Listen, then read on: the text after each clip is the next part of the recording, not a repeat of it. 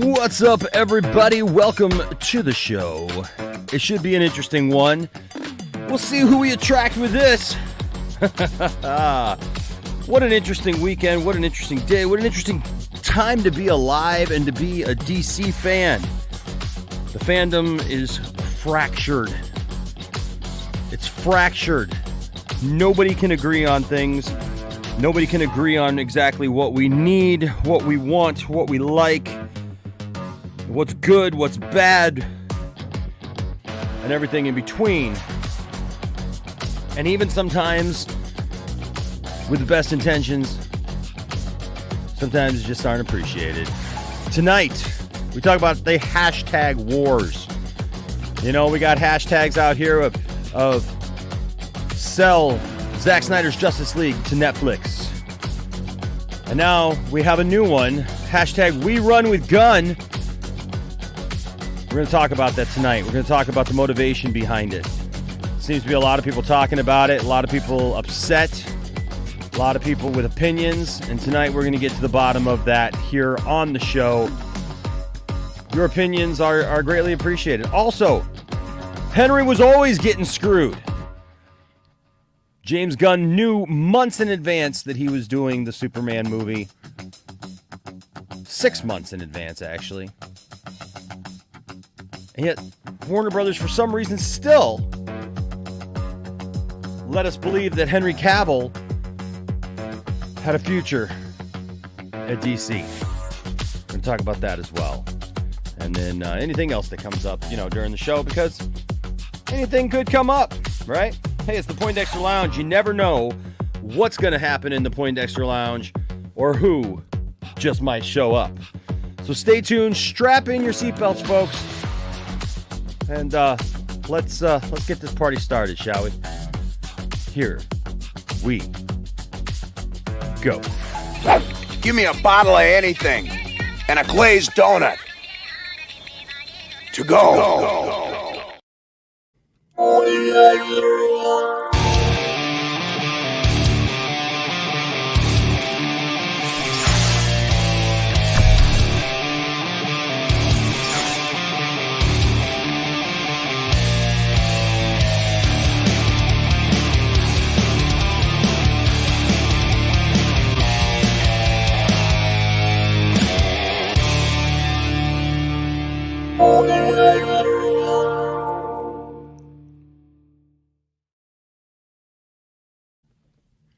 What's up, nerd family? Welcome to the show tonight. I am your host, Enosh, aka Enosh Fett, and it is great to have you in the lounge. Welcome to the Poindexter Lounge. This is a place, I don't know, what do we call this place, boys and girls? What do we say this place is? For all the people in the back, oh yeah, it's a place for nerds. It's a place where you and me and all of us can get together and talk about the things that we love. Things like TV shows, movies, games, sci-fi, fantasy, comic books, superheroes, toys. Important issues that are going on in fandoms and social discussions. And if those are things that get you excited, then hey, you found the right place. You are in the right place, and we should have a good time tonight, hopefully. First of all, it's just good to be with you guys. I hope you guys had a good weekend. I hope that your weekend was not stressed out, or if you had to work or whatever, that you were able to at least enjoy yourself in some way. And that's important, right? So glad that you're here with me. Just thankful for all of you. And so just glad you're here. Like I said, if this is your first time to the lounge, just know that we have a pretty good time here. And so we would love it if you would please consider hitting that subscribe button. Make sure that you hit the like button also. That just helps us. I mean, I think that you probably hear this from all the other creators out there and everything, but we really do need it. We need your help. So please hit the subscribe button, hit the like button. It makes a difference in who gets to see and hear our content. And it also makes a difference in, telling us what content is are things that you guys want to hear and see. Every once in a while we'll do a show or something and people will say, well, I don't really care about this. Okay, well, that's good. You let us know, right? But it tells us that you appreciate what we do also, even if you don't like that particular show, it just tells us that you appreciate what we do here at the lounge. So thank you for that. Speaking of appreciation, we appreciate all of you who support the lounge in one way or another. All of our patrons, thank you guys for that. I need to update this list, by the way, both members and Patreon. So I will do that tomorrow. But thank you to all of the members and all the patrons. You guys are awesome. You guys mean the world to us. And you know what? You keep us going, right? You keep us doing what we need to do. Yes. Hold on, I'll get to Dave in a second. What's up? Yes, and everyone who gives super chats, thank you guys for all your support as well. We really do appreciate it. Now, and then there's people who would like to just give to the lounge. There are links to those things down in the description below. So you can do that. Sometimes people just don't want to give their money to YouTube. They just want to bypass that completely. This is the Poindexter Lounge Hall of Fame. Right now, we only have H-Barts in there. I'm going to go back to that here for a second. Only H-Barts is in there right now, but come March, we will have a whole class of people being inducted into the Poindexter Lounge Hall of Fame. It's just something fun that we do here at the lounge. It's just something kind of cool. And we will be also, this year will be the first time that we make a celebrity wing for the Poindexter Lounge. So stay tuned for that. We'll be having some announcements on that coming shortly as to exactly who will be in there. And I think it'll surprise some of you as to who is in the lounge. And guess what? If you're in the lounge Hall of Fame, you actually get a certificate. H-Bart's got one. Also, don't forget, we do have a store that you can go ahead and peruse and find a variety of fun items down there. Also, of course, we want to say a special thank you to our sponsor, BullySticksDirect.com. BullySticksDirect.com is a great website with treats and chews for your dogs. My dogs love them. Your dogs will too. You can get convenient auto ship and save 10%. Or also, when you go to checkout, you can use code Poindexter for 10% off your order there. They had a Valentine's Day special, but obviously that is past. I always say this, it's really cool. They've got a telephone number right at the top. If you got questions, if you got concerns, you can give them a call directly and talk to somebody. You don't always get that with a lot of companies nowadays. But you guys seen my 3 dogs. I full transparency, I do the TikTok videos and the YouTube videos for Bully Sticks Direct. And so go over to Bully Sticks Direct on YouTube and TikTok. Follow us there. There's lots of fun stuff. My dogs love all of the items here at Bully Sticks, but they're all natural, preservative-free treats and chews, and no added hormones or antibiotics. And it's just a great thing my dogs love. They got all kinds of different things. It's not just one item. Maybe you've seen a Bully stick or something like that, and you say, well, my dogs don't like it. Well, there's a lot of different things here that they have, and so you can check it out, from tendons to Bully sticks to braided Bully sticks to these taffy gullets. My dogs love them all. So, especially these little things. I can't remember what these little things are called, but they're like little twisty things, and they're crunchy, and the dogs just love them. They spend hours with them. But it alleviates boredom. It lessens anxiety. It's for fun. It's healthy. It's safe. And your dog will love them. So go visit BullySticksDirect.com. And special thanks to my friend Greg, who will be on. We're gonna do an interview with him for Bully Sticks at some point. Yes, Dave.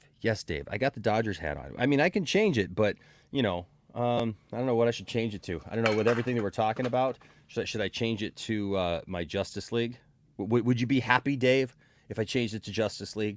Would that make you as a viewer happy? I mean, I will totally disregard everything else, and you, Dave, as viewer. I love Dave. Special shout out to Dave, the film junkie. Go, if you haven't subscribed to Dave, go subscribe to Dave. Dave is a great guy. I just feel it was the blue, man. I was wearing blue, and I was like, hey, I'm gonna keep it on because it's fun. It's fun. I'll keep it on for a while. Maybe I'll do the rest of the show later. It could be different. I could wear Chicago Cubs hat. That's blue. That matches. Would that make you feel better if I wore a Chicago Cubs hat, Dave? Oh, okay. So you want the Justice League hat. Okay. So for Dave, folks, let it never be said that Ina Ashfi does not give the people what they want. Well, I don't have a Giants hat because, as a Tigers fan, I just can't do that. It's still fresh, man. It still hurts. But, hey, I hope, like I said, I hope you all had a good weekend. I hope you're doing well. Good to see Dave here. Good to see others here. Special shout out real quick. Speaking of members and that fun stuff. Ryan, Cinematics DCU fan, is a member. Awesome. So you know what that means. When you become a member, we have a little something special around here that we like to do. And as soon as I get it up here, we're very, very thankful for members and people who join. So you get the woo. Showtime! Woo! Woo! Woo! Woo! Woo! Woo! Woo! Woo! Silent and profiling. Woo! Woo!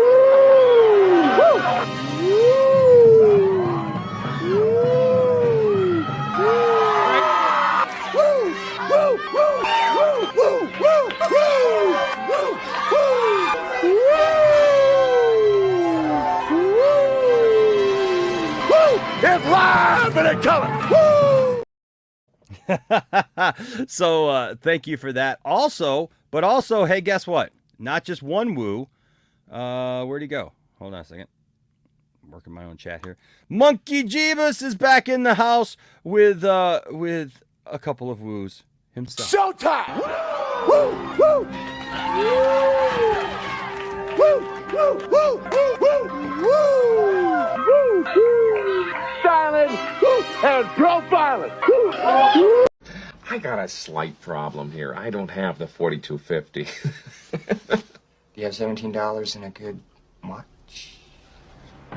No, I don't. I have $2 and a Casio. I'm gonna have to say goodnight.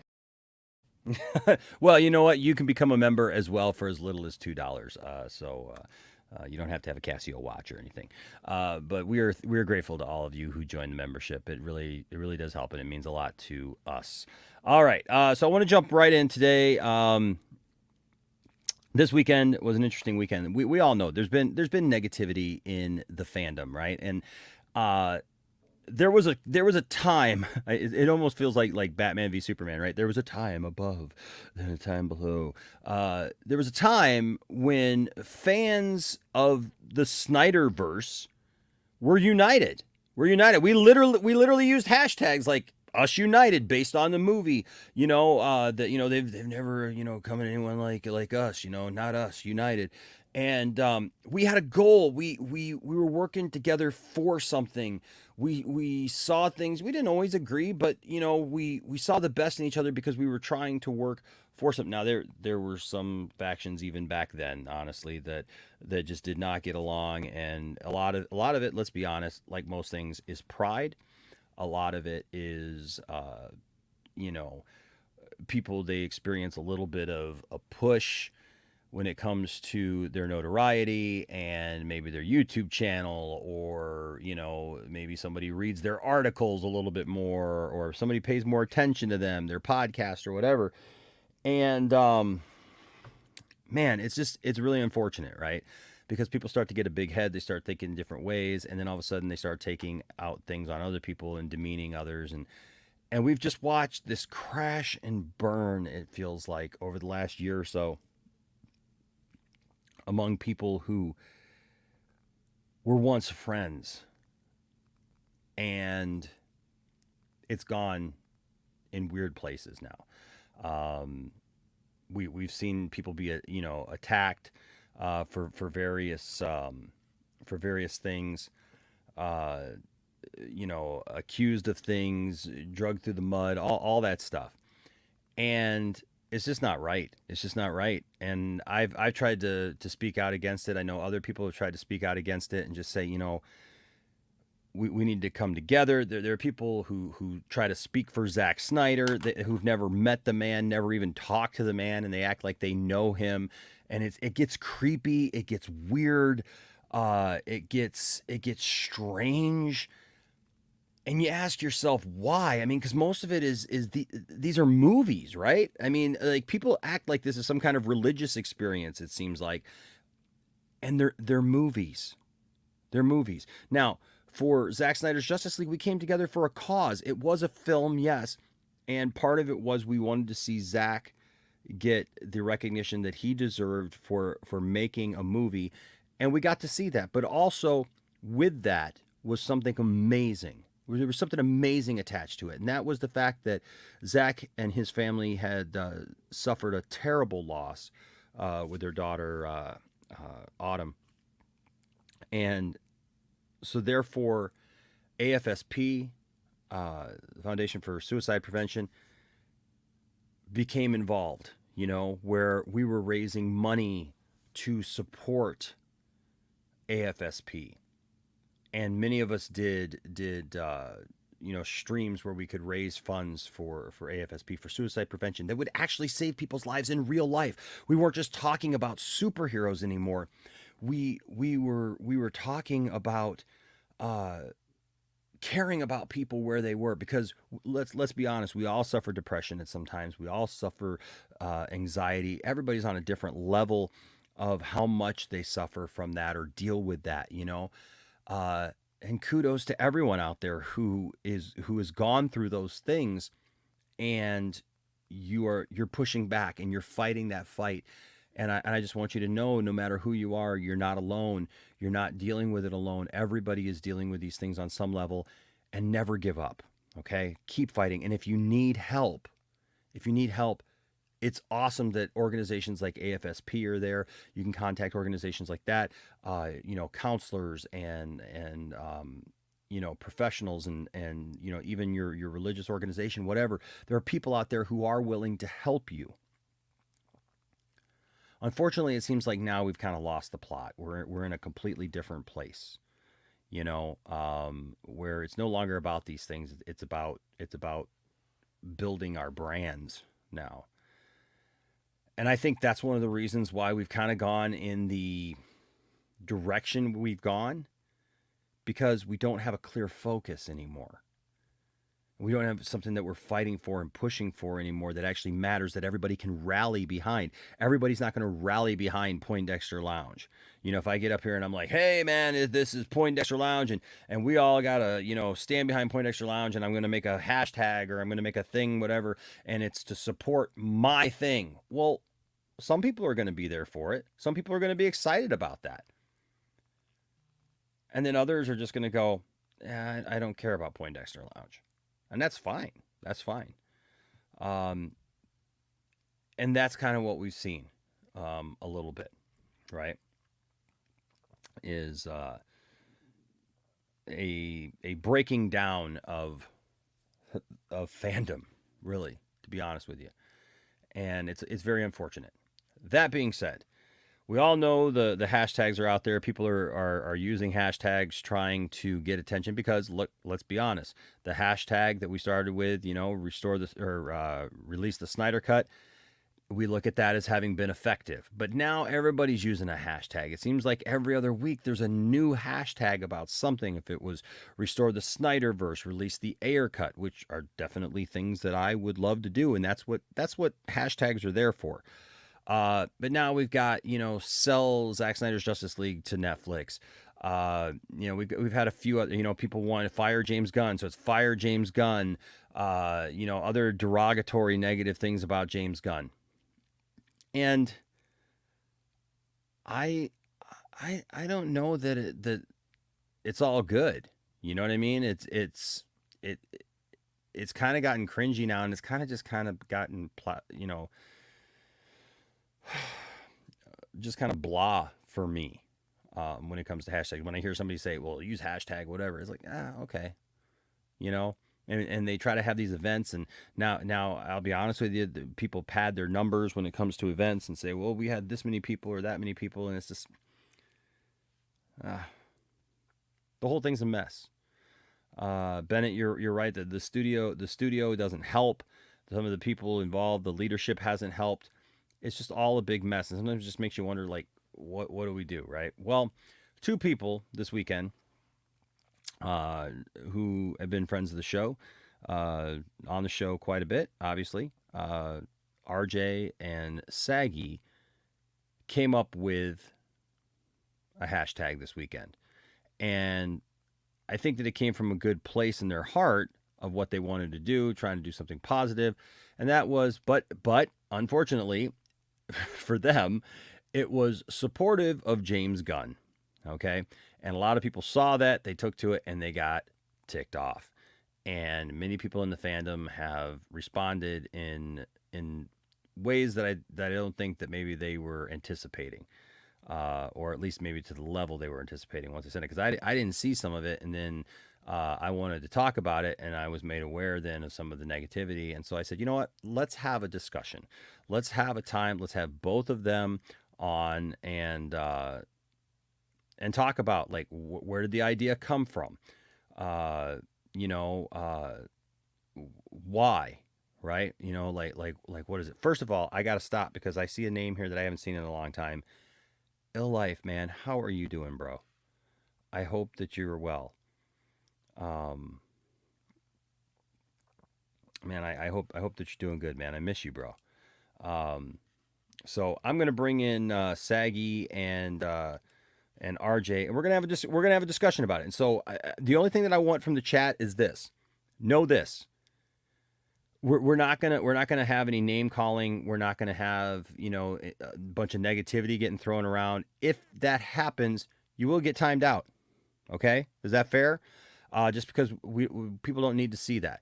If you have something constructive, though, and I'm going to tell the moderators this too, if it's something constructive, if it's not name calling and stuff like that, we're going to allow it because people have a right to their opinion, right? And I don't want to just block people or please don't block anybody, but also don't silence anybody just for having a different opinion than what you may have or I may have or one of our panelists may have. We want to hear other sides, and we're going to ask the questions tonight. Now, before we do that, I got to answer this question because it's a $2 Canadian super chat from our friend Toronto Freddy. He says, "Is your last name seriously Fett?" No. It's a screen name. When I originally started the channel, it was not Poindexter Lounge. It was literally just my screen name. I started it like 10 years ago or so because, like, if you look at the history of the channel, you'll see, like, oh my gosh, Poindexter Lounge has been around forever. Technically, yes, but technically no, because we didn't start calling it Poindexter Lounge until just a few years ago. Because we branded it, because we started growing. It was literally just just like you have a Toronto Freddy, like, well, people like they have a screen name, but they don't have a channel. I didn't really have a channel. I wasn't really doing anything with the channel. I was really just kind of posting videos of things that I had made and stuff like that. So I would have a place to be able to go back or be able to share it with people. And then we started kind of talking about stuff every once in a while, and I'd make a couple of videos and stuff for people, and then we kind of blew up, and so then we actually branded it that. So Enosh Fett was my screen name. It was just a screen name that I picked one day because it was a play. My last name is Fee, and so there's two E's instead of two T's, and so that is that. But thanks to Toronto Freddy for the $2 super chat. I appreciate it. Okay, here we go. Let me get back to where I was supposed to be. Ladies and gentlemen, welcome to the show. They need no introduction. They've been around for quite a while. Saggy just did 2 shows with me this last weekend. Ladies and gentlemen, welcome Saggy Melons and RJ Resonant Justice.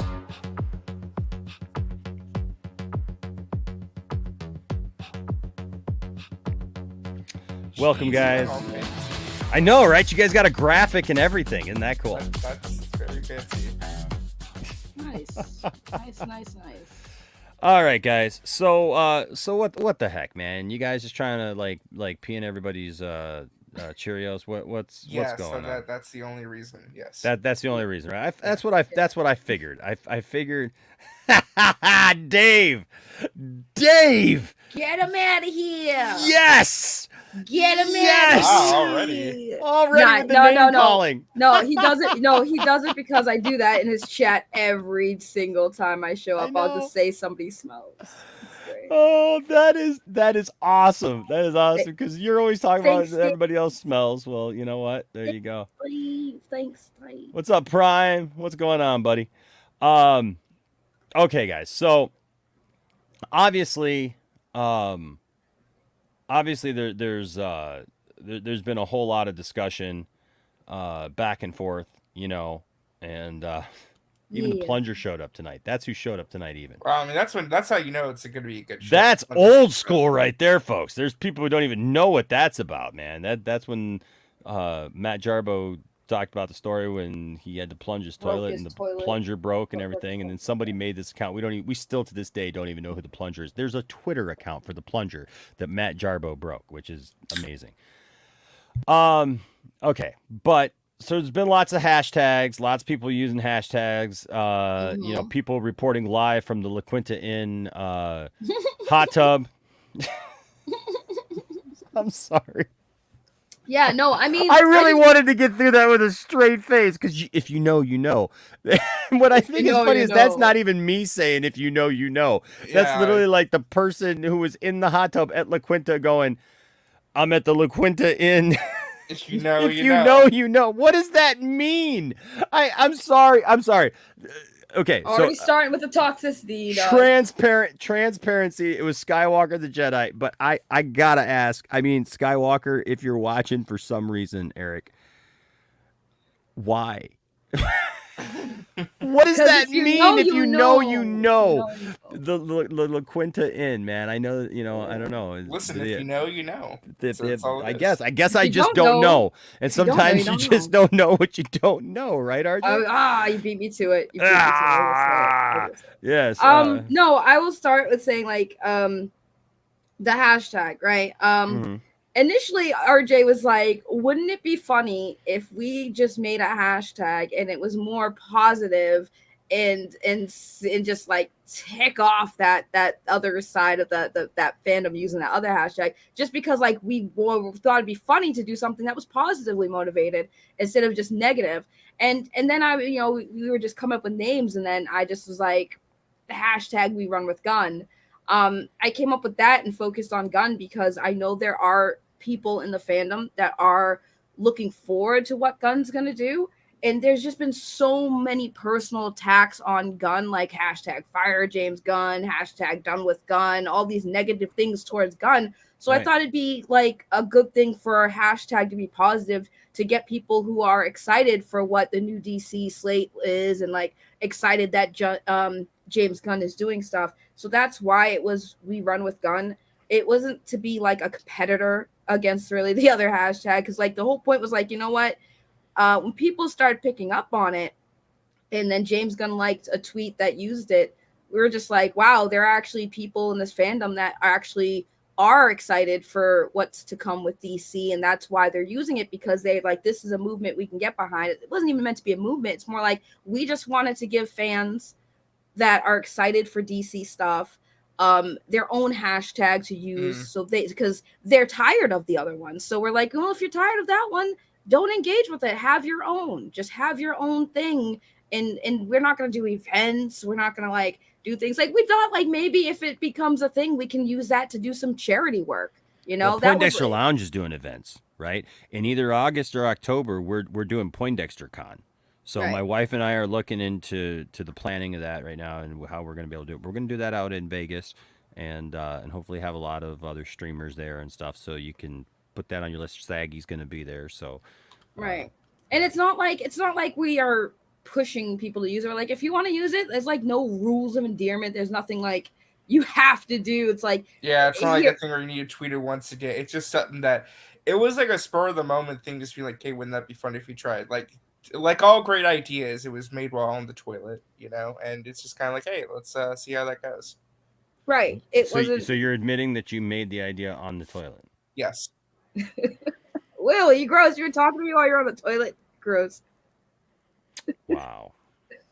But no, honestly, that was literally the like kind of just like on a whim, like, wouldn't it be funny if we got a positive hashtag going and just like ignored and stopped? Because like me and RJ especially are like known now as like the toxic bullies of the fandom. And I am? Yes, you Speak are. for yourself. I didn't know that. I'm kidding. Now you know. And it's like get that, but like people don't know us from a hole in the wall. They judge with what they see, which is fair. But like I don't react the way I react or the way I act because I'm just crazy. It's usually a reaction, right? So I react to negative people. I react to toxicity with toxicity. I give people the same energy they give me. So we just decide like we were doing that for so long for so long fighting these same people and nothing was getting accomplished. So they have had their hashtag and they have their community. Okay, well, why don't we just make a hashtag for other people to do their own thing? Again, nobody has to use it. We're not pushing for everyone to use it. We're just like, here's a hashtag. If you want to use it, use it. If you want to support DC and you want to show, people you support DC, and you can have your own little fun, trendy hashtag and use it at your discretion. It's not the same as this other thing. We're not trying to tell the company what to do. We're saying it's not really about demanding a product. It's more so just being like, hey, if you're excited about the future of DC, just know that there are other people like you out there, and there's commonality. Like, it's about building up a community rather than trying to like demand for something to exist. If that makes sense. Right. And that's pretty much all it was really supposed to be. Not just like, hey, we're competing with these people, because like I said, it was more because there's so much negativity, and we've also entertained that negativity. And we got to that point where it's like people would be like, oh, even William, why are you guys, what is the point of doing this? It's not getting anywhere. And we're like, yeah, right. You're right. You guys are right. We're finally listening to you. So we decided to do something different. And the shock on me and RJ's faces when we did something different that wasn't attacking, wasn't trying to like start a war, even though we kind of knew that it was probably going to. The shock of some of our friends being a little upset about this and us being like, but when we fight these people, it's a problem. We ignore these people, it's a problem. Sure. So a positive hashtag is also now a problem. Okay, so let me ask you this though, because let's be honest, right? And let's be on the up and up. There's a lot of people right now who just don't like James Gunn. They're mad at James Gunn for one purpose or another. And you can argue whether or not it's deserved or whether it's not deserved. I'm kind of the notion of like, he still hasn't done anything. Like we don't know what's going on. And that goes both ways. Yeah. And okay, so like I don't know if this is trying to be funny or if maybe because there's still a lot of people honestly who have not heard. Right? They don't follow the stuff as closely. So I never know where I'm meeting some people, like I always feel like I'm sticking my foot in my mouth sometimes because sometimes somebody will say something to me, just, egging me on, they'll leave a comment. Like, there's a couple people who leave comments and stuff. And, I'll come back, like, hey, stop it, or like, that's nonsense and it, whatever. They're like, I'm just messing with you. Right. And I'm like, okay, but I just don't know. And then there's sometimes people will say something and I just think it's benign. And then come to find out they're really gunning for me. No pun intended. Wow. And so I run into people too, who they don't know what's going on. And so like, for those of us who do know, obviously we're not getting any more Man of Steel. We're not getting any more Henry Cavill. And yes, Fourth 1000, we're going to talk about that later. It's one of the subjects tonight. Here with the $5 super chat. Thank you, Fourth 1000 says we're going to discuss how Gunn admitted to writing his Superman 6 months ago. Yes, so Gunn was writing his Superman movie months ago. He comes in, now he's in charge, and and there's that, right? So we've seen things like that from Gunn, but is that really Gunn being an issue, or is he just doing a job? Like it doesn't feel like it's something that is just intentionally trying to screw anybody over. He has a vision for it, just like if any of us had a vision for something and we got a dream job to be able to write it, like, would we just continue the thing that had come before? Or if we had a passion for something and we had a vision for something, would we follow our heart and follow our our passion and what we want to do? And I don't know what the future holds for DC. I know I'm a DC fan, and I'm going to give it a chance. I'm going to go watch it. I'm gonna go see it because I'm a DC fan, and I want DC to thrive. No matter who is running it, I want DC to thrive because I love DC. I love Superman. I love Batman. I love Wonder Woman. I love Green Lantern. I love all these characters. And it's important to me to see those characters thrive. Stuff that goes on behind the scenes. Listen, there have been decades of stuff that went on behind the scenes that we didn't know about. We still went to movies. We still saw stuff, and the world still went around, right? Until Superman, Christopher Reeve flew backwards around it and turned it back, whatever. But that being said, I got to ask the question. At some point, when RJ, you were sitting on the toilet, at some point, and you come up with this, hashtag, what, we run with gun, or is it run with gun, or we run with gun? It can be either or. Like I said, it's flexible. See, here's the other problem that I have with hashtags right now. Pick a hashtag.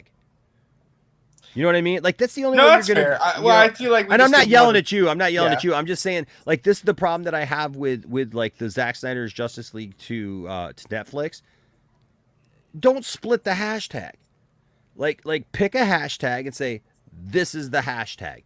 This is what we're going with. When we had released the Snyder Cut, for example, you knew it was released the Snyder Cut. Wait, hold on. When we had Restore the Snyderverse, it was Restore the Snyderverse. Now we're just like all over the place with this. So I'm just giving you a little bit of a hard time. I'm just kind of, No, I get it, but the thing is, like, people don't even understand is, like, the whole purpose of hashtags has been completely missed with this whole hashtag thing. Hashtags were meant so that when you click them, you get to find other people who share that same interest. That's what the hashtag's purposes is for. So when you're using those hashtags, the whole point is when you click on the hashtag, it'll direct you to similar people. Right. It'll direct you to people who also share that same sentiment, or even if they don't, just seeing what they say, because it's a topic. It's a topic starter. That's what hashtags are. They are purposed for topics. So if you have a topic like hashtag Poindexter Lounge, you'll see everyone who's also talking about the Poindexter Lounge. That's the purpose. So people right now are kind of like, this sell hashtag that's they're doing. It's kind of like trying to abuse the system, because it's not meant for what they think it's meant for. Like, when it trends, it's because it's a trending topic, which means if people are seeing it as a trending topic, it makes it more interesting for other people to find it.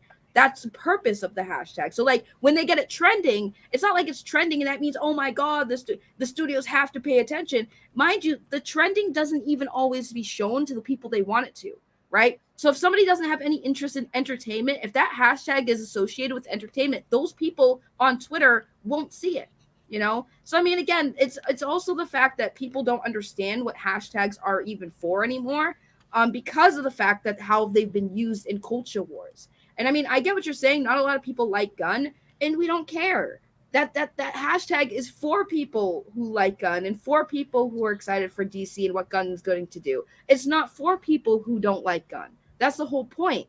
It's for people who want to support gun and Saffron and what DC is doing, and not focus on being negative, being hopeful and optimistic. Yes, we don't know what gun is going to do. We don't know if the stuff is going to be good, but this is our way of saying, hey, we're giving you a chance. That's it.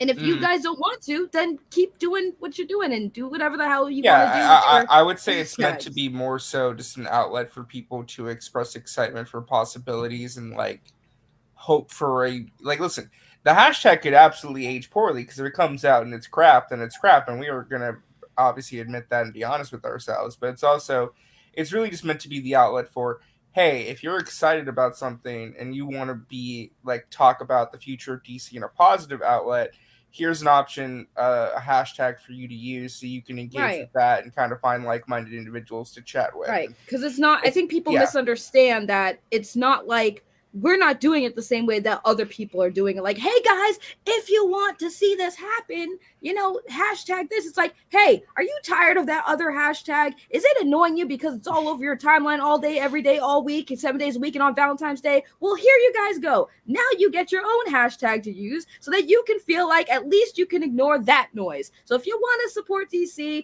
and you feel like you want to do it in a hashtag, well, we got to catch you one for you to use. And if you want to use it, use it. And if you don't, you don't.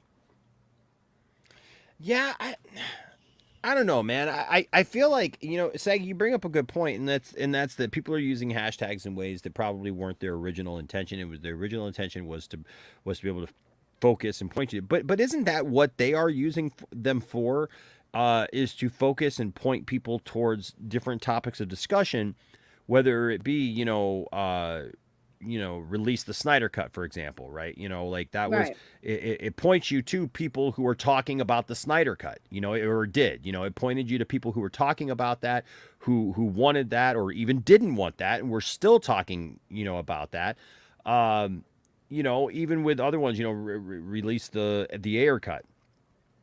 Obviously, the Ayer Cut is a topic of discussion, right? Right. So it points people to this. So if you punch in, a certain amount of those letters and a couple of those words, it's going to point you to those kind of things.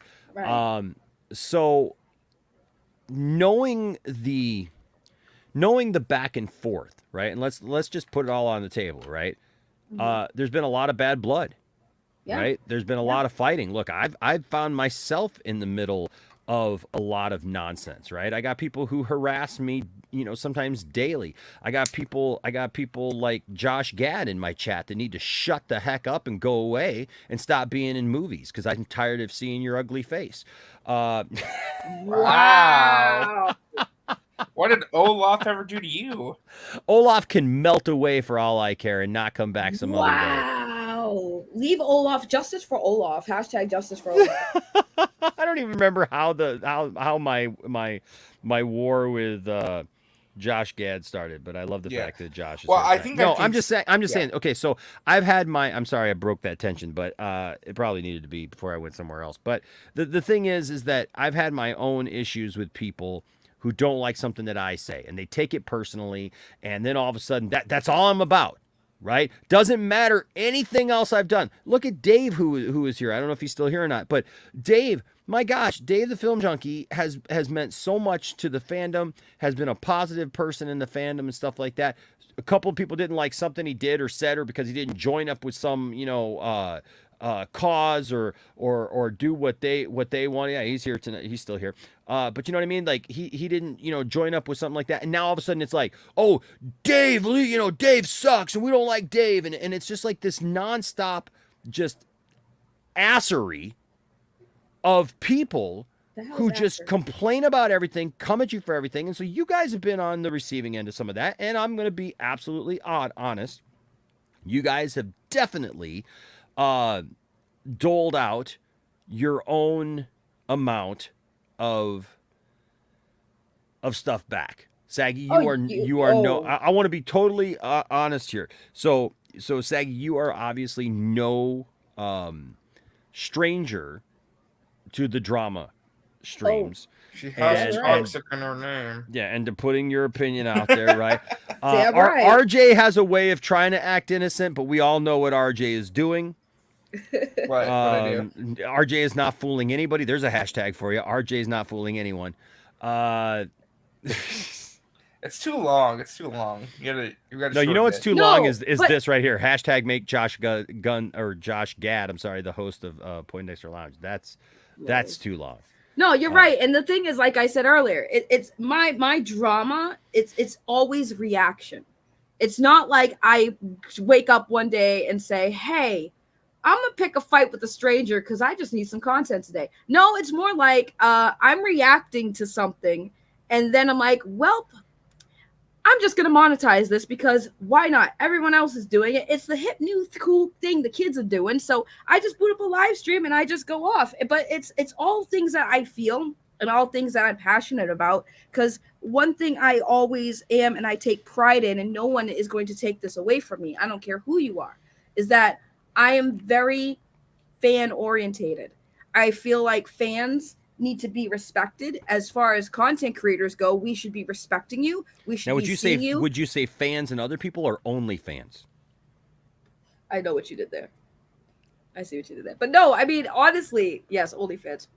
Fans should have a voice. And I got so tired because I was a viewer. I'm a fan and a viewer. I've watched YouTube channels before I became a YouTuber. And one thing I always kept seeing is just how disgusting the content creators or these people treat the people who put them in the position they're in, and that disgusts me, because we wouldn't be in any position that we are in if it wasn't for people watching us and people supporting us. And when I see people try to exploit that and take advantage of that and weaponize that, it pisses me off, because you guys as fans will always deserve better than you are getting treated, and including the industry. I agree with that too. I think that sometimes the industry panders too much to a general audience, where they're not giving the fans a lot more. It needs to be a better balance, because I understand how business works. I understand that they want to get new fans, so the general audience is their way of getting more money. But at the same time, they sometimes do forget that the fans are still there, because they have their money. They've always had their money. So it'd be nice for the industry to sometimes remember that and give them a little bit more.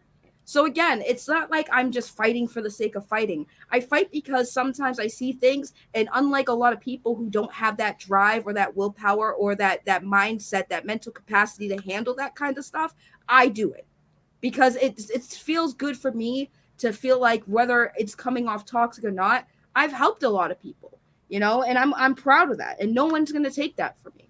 So when this hashtag came about, it was like, man, people are excited for DC. There are still some fans, but it was really weird, Enosh, that when you try to do something that is positively motivated, the people you didn't expect to make it negative was the thing that bothered me the most. Is that there are people that I was shocked about that were like negative about it. I'm like, so okay. not the typical people that Right. already hate James Gunn and they're actively campaigning against James Gunn. Right. But there were others who you didn't expect to react that way. Right. It was more like the people who I thought would be supportive because they have said they'd be supportive. And then when the hashtag came out, it was just immediate, like, oh, this is just Saggy and RJ starting crap again. I'm like, but this is what you guys have been telling us to do, is be more positive and try to do something that's not just attack, because it falls on deaf ears. So when we tried that, it was just like, why did we bother? So at this point, it's like, for me personally, I don't know about RJ because I'm not going to speak for him, but for me personally, the hashtag is there. Use it if you want.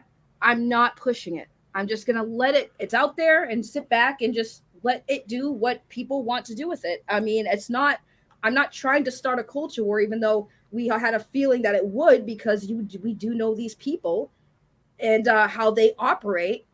So we already expected that. But like, if you guys want to be excited for James Gunn's DC future, then there you go. You can use that hashtag if you want. If it makes you feel like you're part of something and it makes you feel good and positive, then do it. There's no obligation. There's no fighting. We don't want to fight these people anymore. There's no point. It hasn't worked in how many years that people have been fighting over this stuff. So we tried something different, and that's it. RJ, how did it feel, the fact that something that you came up with while you were on the toilet, yes, that within 20 minutes, James Gunn himself was liking your tweet?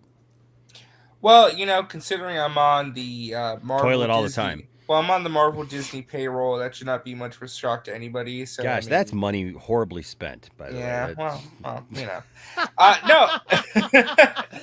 Hashtag RJ is a waste of money for Marvel. There you go.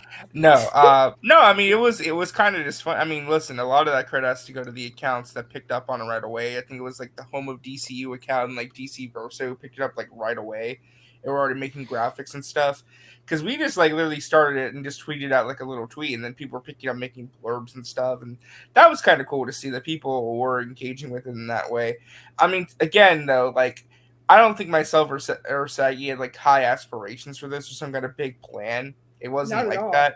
It was just something spontaneous to see what would happen, and stuff happened. And again, I think Saggy said if people want to use it, they can use it. If they don't, that's okay.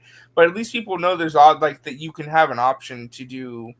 Like, you can engage in fandom in a better way. And I think that's what gets lost a lot of times, that people have forgotten about the community building aspect of fandom, to where they're not really thinking about, like, ways to lift other people up or to get people to engage with other people in a positive way. Like, it doesn't always have to be, like, the exact same thing over and over and over again. You can meet other people and do different... What?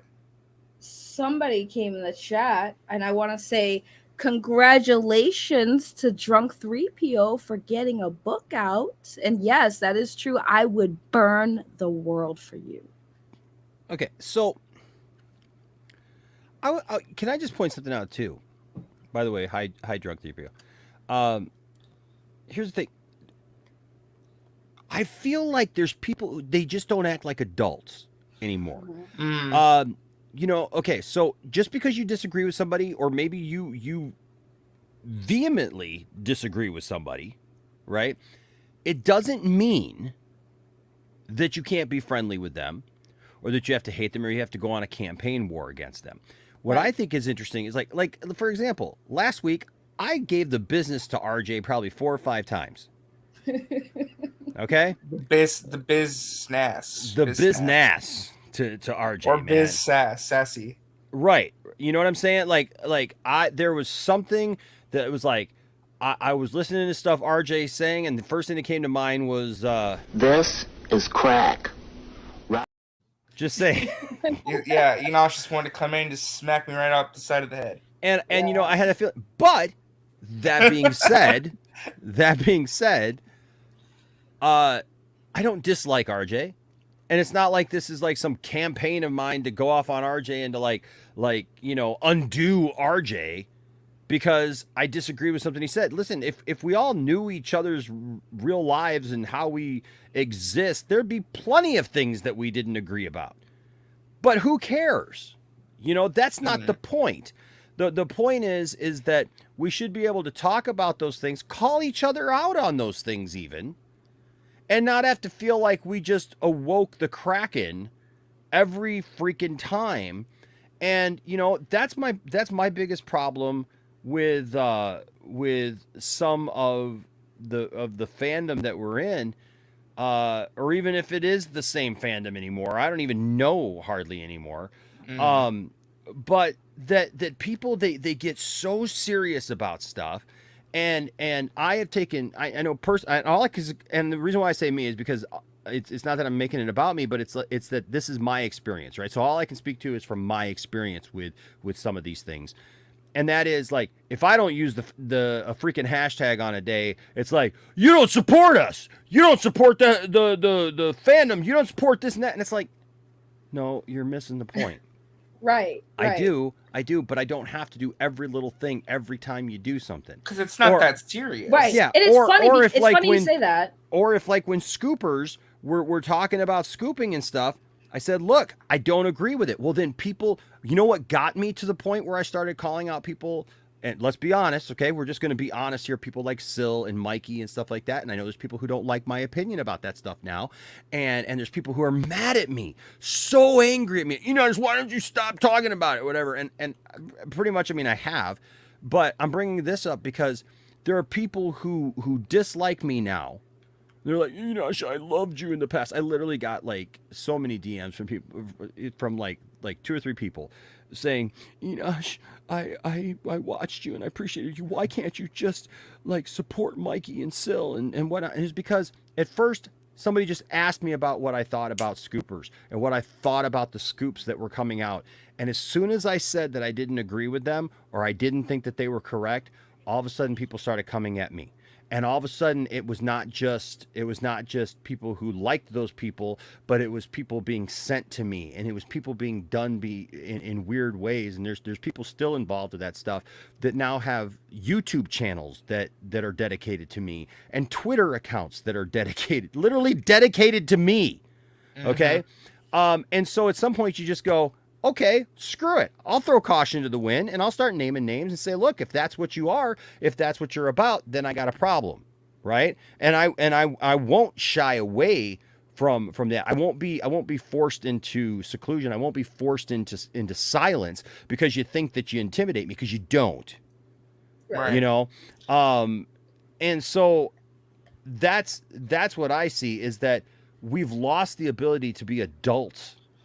Yeah. About stuff. Well, real quick, I want to speak on that. I felt so bad for Mr. Ben Everett, because he has Real Anarchy account, and he posted support of it, And I felt really bad because I'm like, he was just trying to be a good friend and like show support for that hashtag. And I had to stop reading after a while because he got such pushback and like some really nasty things were said towards him. And I'm just like, why? Like, if people are just creating a positive alternative and want to like show support for the future of DC, what is the need to do what you're doing? Right. And that's the thing. Like, it's funny that you brought that up, is because like when we did the hashtag, you know, I sent it out to people and was like, holy crap, this is picking up. And people were like, yeah, I'm not using that hashtag. And I'm like, and I didn't get mad about it. I was like, oh, okay, like, no, that's okay. It's not something that's a statement. Ill Life says, Enosh, I don't think I could dislike you if you were a Whedon fan. Oh, well, wow. Right. One, you never have to worry about that. But two, I appreciate it. When are we gonna do that collab, bro? It's been too long in the but yeah, it's people like get too obsessed with this stuff to where it's like, Yeah. no, a hashtag is just there if you want to use it. Like, it shouldn't be police. Like, we need to like do this, and this, you know? right. It's like we're not gonna be the self-proclaimed leaders of a frigging word that that was, you know, of wordplay. We're not like owning, we're not like copywriting the word. We're not leaders in any of this. It was more just like, you know, give people something that they can feel they can like not even fight back, but just feel like they can have something of their own, so they're not just sitting there having to see that all the time. You can have conversations and find like-minded people, and it's not just a toxic cesspool of nonsense. Right. And people said we start a cult, and it's like, we're not leaders. We don't want to be leaders. Like, yeah, we could start it, but again, how am I going to be a leader of a word? Of words, you know? It's on basically the just internet. giving power to the people, and if people want to use it, they can use it. If they don't, they don't, and then it dies in like a Right. week. Yeah. Right. And that's all it is. If y'all don't want to use it, you think it's stupid, then just don't use it. You don't have to like attack people. And I felt bad too, because yeah, I've seen some of the comments in response to it. And I'm like, holy crap, people can't even do Especially anything on that's Ben's positive. account. My God. Yeah, that was Man. awful. It was There's like, wow. There's a lot there on Ben's account.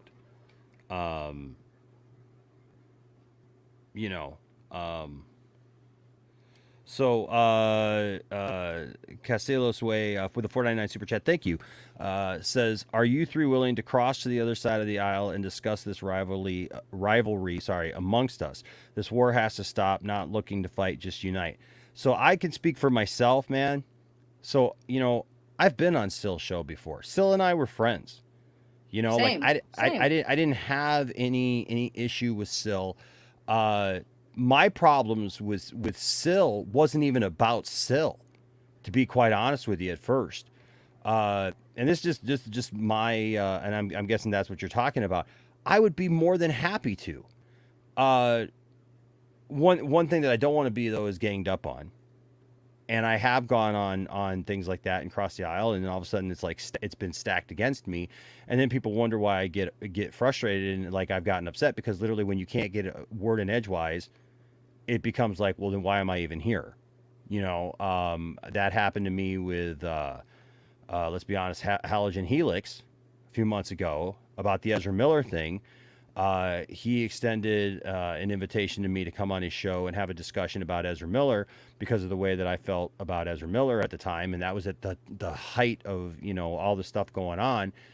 And I went on there and it was just like cutting me off, stopping me. And, you know, even when I was in the middle of it, I thought to myself, man, is it me? Am I the one being the butthole here? Am I, you know, like, am I acting wrong? And then when I watched it back, I was like, no, I was completely baited into it, and I couldn't get a word in edgewise. And so, yeah, I raised my voice, right? Because I had enough, and sometimes you just have enough. I am always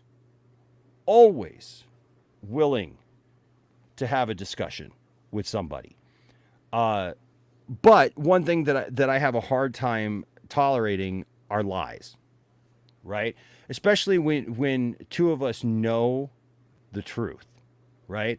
Don't look at me in the eye. Don't be on a panel with me and say something is true that I know is not true. Somebody brought up earlier, and I know Drunk 3PO might be here, and so no offense to Drunk 3PO, but when I had Jeremy from Geeks and Gamers on my channel, and he came here and we discussed some things, one of our things that we butted heads over was something that I knew to not be true that he was saying, right?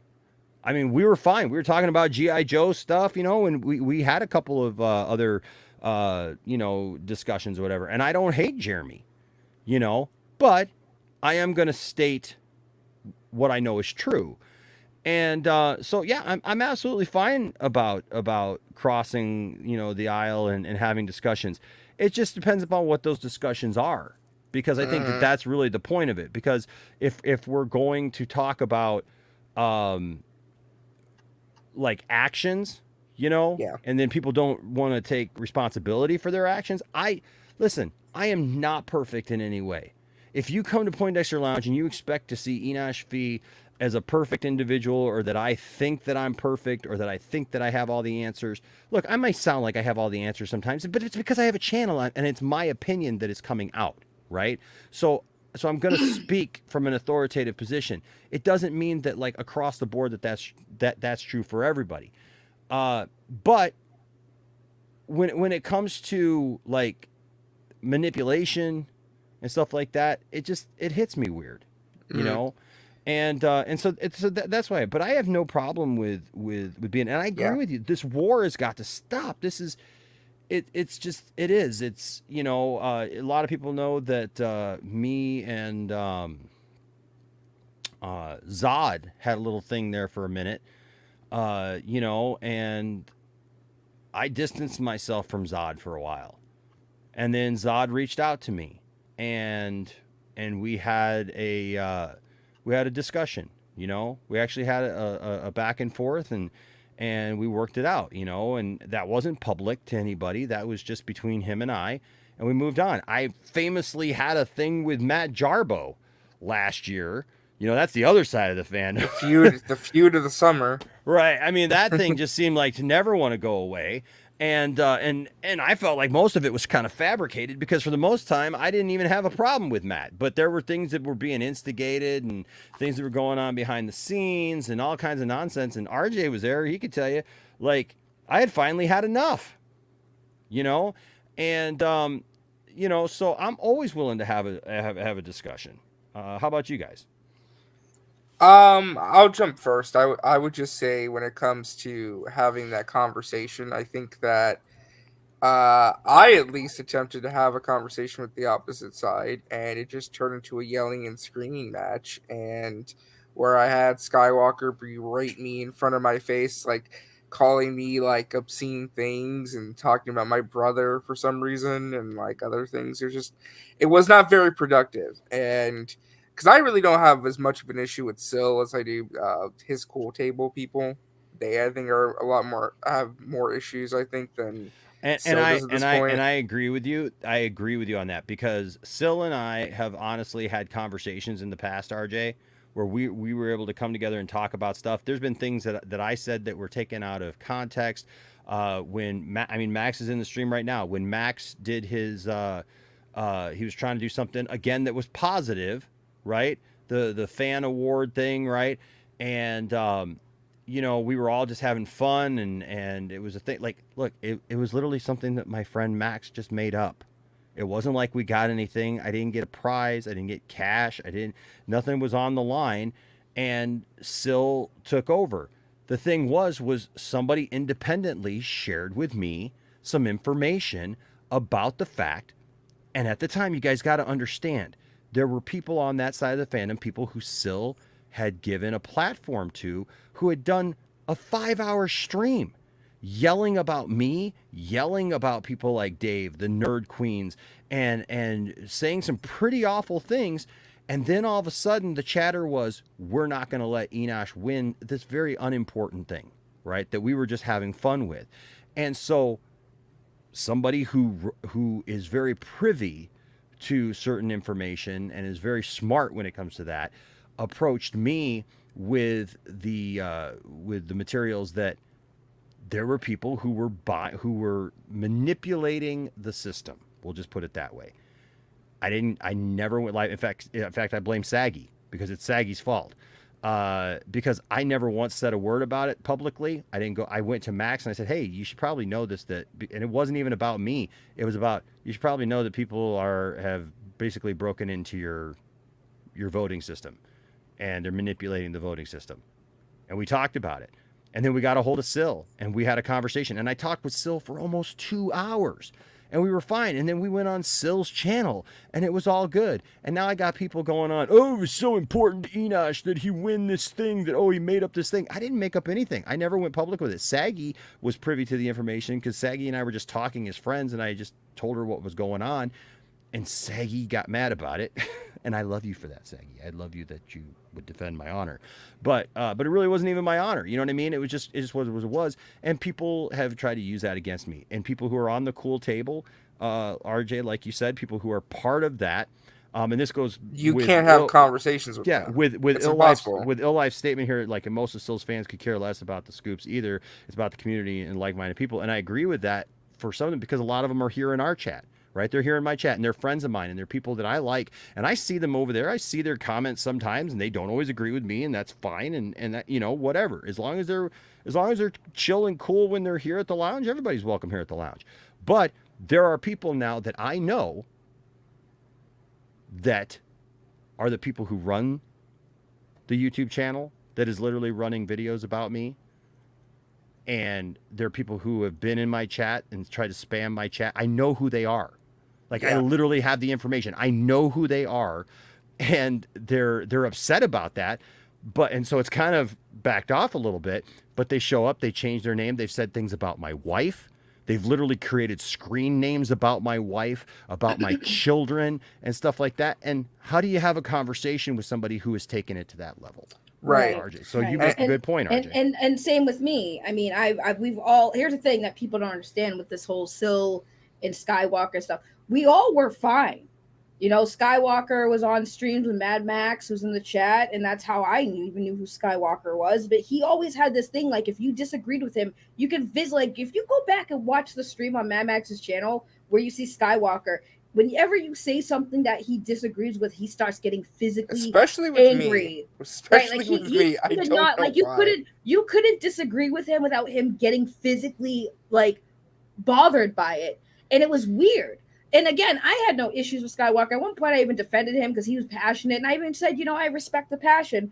But, you know, when it started getting too far, you know, and we try to have these conversations, and then the pushback, you know, calling people betas because they're the alphas and stuff like that. It's got to the point where it's like, what, like, you push back. And it got to the point for me where, like, there was no need to have a conversation. You know, Skywalker has pretty much, like, basically said, oh yeah, this chick, she's talking about how she's from Boston. Yeah, I know people in Boston. Yeah, I know all about Boston.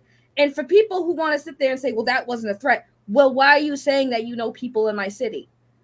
That seems a little threatening. If you're trying to brag about how you know people in my city and you know all about my city, like, as if you're going to do something about it. Like, oh, I know people in that city.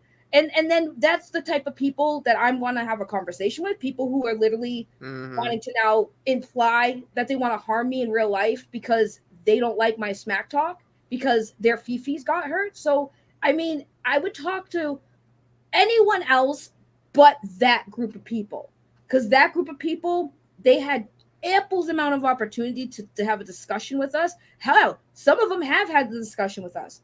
And then here we still are. So, and again, like, I had the opportunity to talk one-on-one with Skywalker and just turned to a yelling match where he's calling me a fat ass and, like, all sorts of things. I'm just like, okay. Right. Like, and see that's the thing. And here's the thing is I want to be at peace with people. I really do. Right. And the thing is, you know what? I had spoken my piece about some things regarding Sil. And by the way, we see all your super chats. I'm going to get to them in just a second. So I am not overlooking them. I got them saved and pinned. I don't know who got did somebody get, nobody should have gotten banned. I don't know. Well, somebody was saying that posting hashtag, you know, stuff about James Gunn being the P word. So. Oh, see, here's a problem that I have with that. Okay, look, I've seen the videos, I've seen the tweets, whatever. But here's the problem that I have with people doing that right now. One, it's not really productive. It's not gonna solve anything. And I will just say this: people make really bad jokes sometimes. And look, if I had James Gunn here and that subject came up, I would tell him how I feel about it. I'm a father. I don't think that that's funny. I don't think that that's cool. And you can go back, even when it happened, I was making videos about how, like, man, I don't know what his future is going to be, with Marvel even back then, right? But I will say this. My problem is that I feel now that people who use that word about James and the attacks that they point towards James Gunn right now are very hypocritical, because I guarantee you 100%, even if people, yes, I feel that people are just kind of falling back on that because it's easy now, because James did something that they don't like. But if James Gunn had come out day one and they had appointed, and mind you, think about the people who are around James, right? The cast, for example, of Guardians. Of Guardians of the Galaxy. Obviously, he's got to have vetting, both by Marvel. I mean, you got Disney, for goodness sake. Is Disney going to put their neck out on the line for somebody who really thinks this way, or is this? I guarantee you they put him through the ringer after all that stuff. And yes, they were reactionary at first and just got rid of him, right? Mm-hmm. But then they brought him back. And I don't think that that's just because a couple of actors got together and said, well, we're not going to be in your movie. Well, because you know what? That's fine. But I don't think that that's just the only answer to that, because then you give him more movies and you give him more specials and you give him more stuff. So there's vetting that's done behind the scenes that none of us see. Okay. And yes, I get it that on the public perception, there's that. But I guarantee you 100%. And I don't care how old he was, honestly, back then. The thing is people make stupid jokes, guys. People make really bad, especially decisions. in the context of the time that they came from. People make really bad, stupid decisions, and they've said it's dumb not things. even that. But I will say this. Just let me say this. Even so, I guarantee you that if James Gunn had come out on day one and said, "Hey, everybody, you know what? Here's the thing. I am the new president, one of the new presidents of DC Films, and I'm friends with Zack Snyder." And that's the thing, is now people are, questioning, oh, he's never a friend of Zack Snyder. He didn't talk to Zack Snyder. So everything the guy says now, we're just going to call it a lie because we don't like what he did about something, right? And I think that's just silly. That's hyperbole. That's not real. That's just us hating on everything, right? And it's easy to do, because there's days that I wake up and I see something that James Gunn did, and I'm like, gosh, I don't like that. With the Henry Cavill thing, I was pissed off. You don't understand how mad I was about the Henry Cavill thing, okay? Because not only had I suffered mocking, from friends and everything else about Henry Cavill, but I love Henry Cavill, man. I love Henry Cavill as Superman. But the thing is, I guarantee you, if James Gunn had come out day one and said, "Hey, everybody, you know what? We've had some discussions, and I think that it's only fitting that if we're going to continue, we need proper closure for the Snyderverse. We're going to bring back Zack Snyder to finish off his vision, to give him Zack Snyder's Justice League 2 and 3. And then we're going to do a Flashpoint movie, or, whatever, how we're going to do it to reboot the universe. And then we're going to go forward with what I think that we should do." Nobody would be making these kind of statements right now. No, of course not. And because of that, and because I know that in my heart, to me, it becomes a moot point. Because you're not really using it. It's not really coming from that's the first thing on your mind. It's just coming from because you don't like something. And I'm not saying that about everybody. I think that there are people who genuinely they're just pissed off that he said the stuff. But you know what I mean? Is it okay if I jump in real quick? Yeah. I just wanted to say this too. So I feel like a lot of people forget the context of the entire situation that happened. So I'm just going to kind of do this quick timeline breakdown. Okay. James Gunn was making a political statement on his social media about Donald Trump and Roseanne Barr, I believe it was, because that was back in 2016. or no, sorry, 2018. So you had a Jack Posobiec and some other people from the right-wing media try and they dug through his tweets to try and go at Disney to pressure them to let go of him because they were upset that Roseanne Barr got kicked off of her ABC show for a tweet that she made. Okay. And again, in no case whatsoever were any of those jokes okay, or is joking about children in any capacity okay. But again, the context matters in terms of when those jokes are made. People make dumb decisions, as you say. And when it comes to the vetting process, every single cast member in terms of Guardians of the Galaxy literally stood up and signed a petition saying James deserves to come back, and the tweets that he made over a decade ago do not reflect the person he is today. Not only that, but the other thing is too, Dave Bautista was publicly demanding Disney to fire him on social media because he said, I would rather you fire me than me having to go and be without James Gunn directing me. That is how much those people loved him and cared about him and knew that the tweets that he made over a decade ago, which he had already previously apologized for prior to that firing. Okay. Right? So, and then, again, Disney has their vetting process. Do you truly believe that if there was even an ounce of credibility to him physically performing a criminal act, that they would hire him, let alone that Warner Brothers would hire him? I don't think so. And again, I understand when it comes to this subject that people are very protective, and it's important, and I get that. Because when it comes to children, I 100% understand that. And if you don't have forgiveness in your heart for him, that is okay. You choose to forgive who you want to forgive. But there is a fine line between saying, I don't like those comments that he made, to saying, well, he's a P-word enthusiast, or he's this, or he's that, like assuming that he's actually performed criminal acts. That's where it goes too far, and that's where I get very annoyed with when it comes to that. Did you have something, Saggy? No, this topic of James Gunn being a thing is just, it's dumb, because people don't know that back when those tweets were made, everybody was doing shock value, edgy comedy. And again, it doesn't translate well today because people realize that stuff is not okay. So that's why people change. But back then, yeah, was it gross what Gunn said? Of course it was. But if you were around that time, that was the humor. So, I mean, again, unless somebody is actually, because here's the thing, I've called out people, content creators, who are actually soliciting minors. Okay. You know, I call them out all the time. And that's disgusting.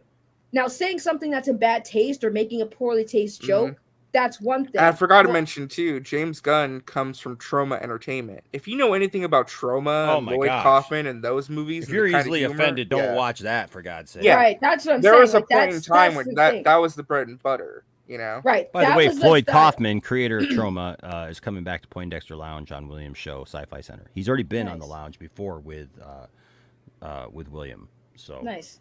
But yeah, that's the context, is that back then that was the edge of humor. It wasn't just James Gunn that had that humor. It was a lot of people in Hollywood who had that sense of humor. And again, I get it that it's gross and it doesn't translate to today's modern society, but get the F over it. Yeah. It's over. The man changed. How long are you gonna, unless he's hurt a child and you have solid evidence behind that, solid evidence that James Gunn himself has hurt a child. Yeah. Shut up. Because now you're just if somebody making false accusations. Yeah. If somebody comes out and shows that James Gunn has done something like that in real life, like and that it wasn't like really bad humor from back in the past, I'll join you. I will join you in making sure that dude is nowhere near. Exactly. And the thing is, they do the same thing to Ezra Miller. It's the same thing. If you don't like someone, you will find any reason to be like, this person's disgusting, I believe everything because I don't like this person. You guys don't do the due diligence to actually research and educate yourself on it before you speak. It's just, I don't like this person, so of course these accusations are true. No, that's not how it works. You know how many people I hate as far as YouTube content creators, and if they got accused of something, I'm not jumping on and saying, oh my God, they must be guilty because I don't like them. No, I'm going to say they deserve due process. That's the world we're supposed to be living in. It's weird how everyone's morals on these subjects always tilter based on popularity. Things have changed so much in the last couple years, even Saggy, where the thing is an accusation now is an admission of guilt.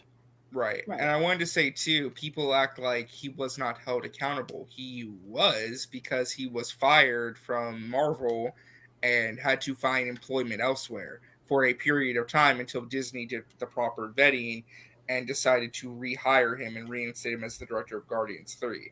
So it's not like he wasn't punished and that he wasn't being ostracized from the industry. And the picture of the parties. Again, that was the time.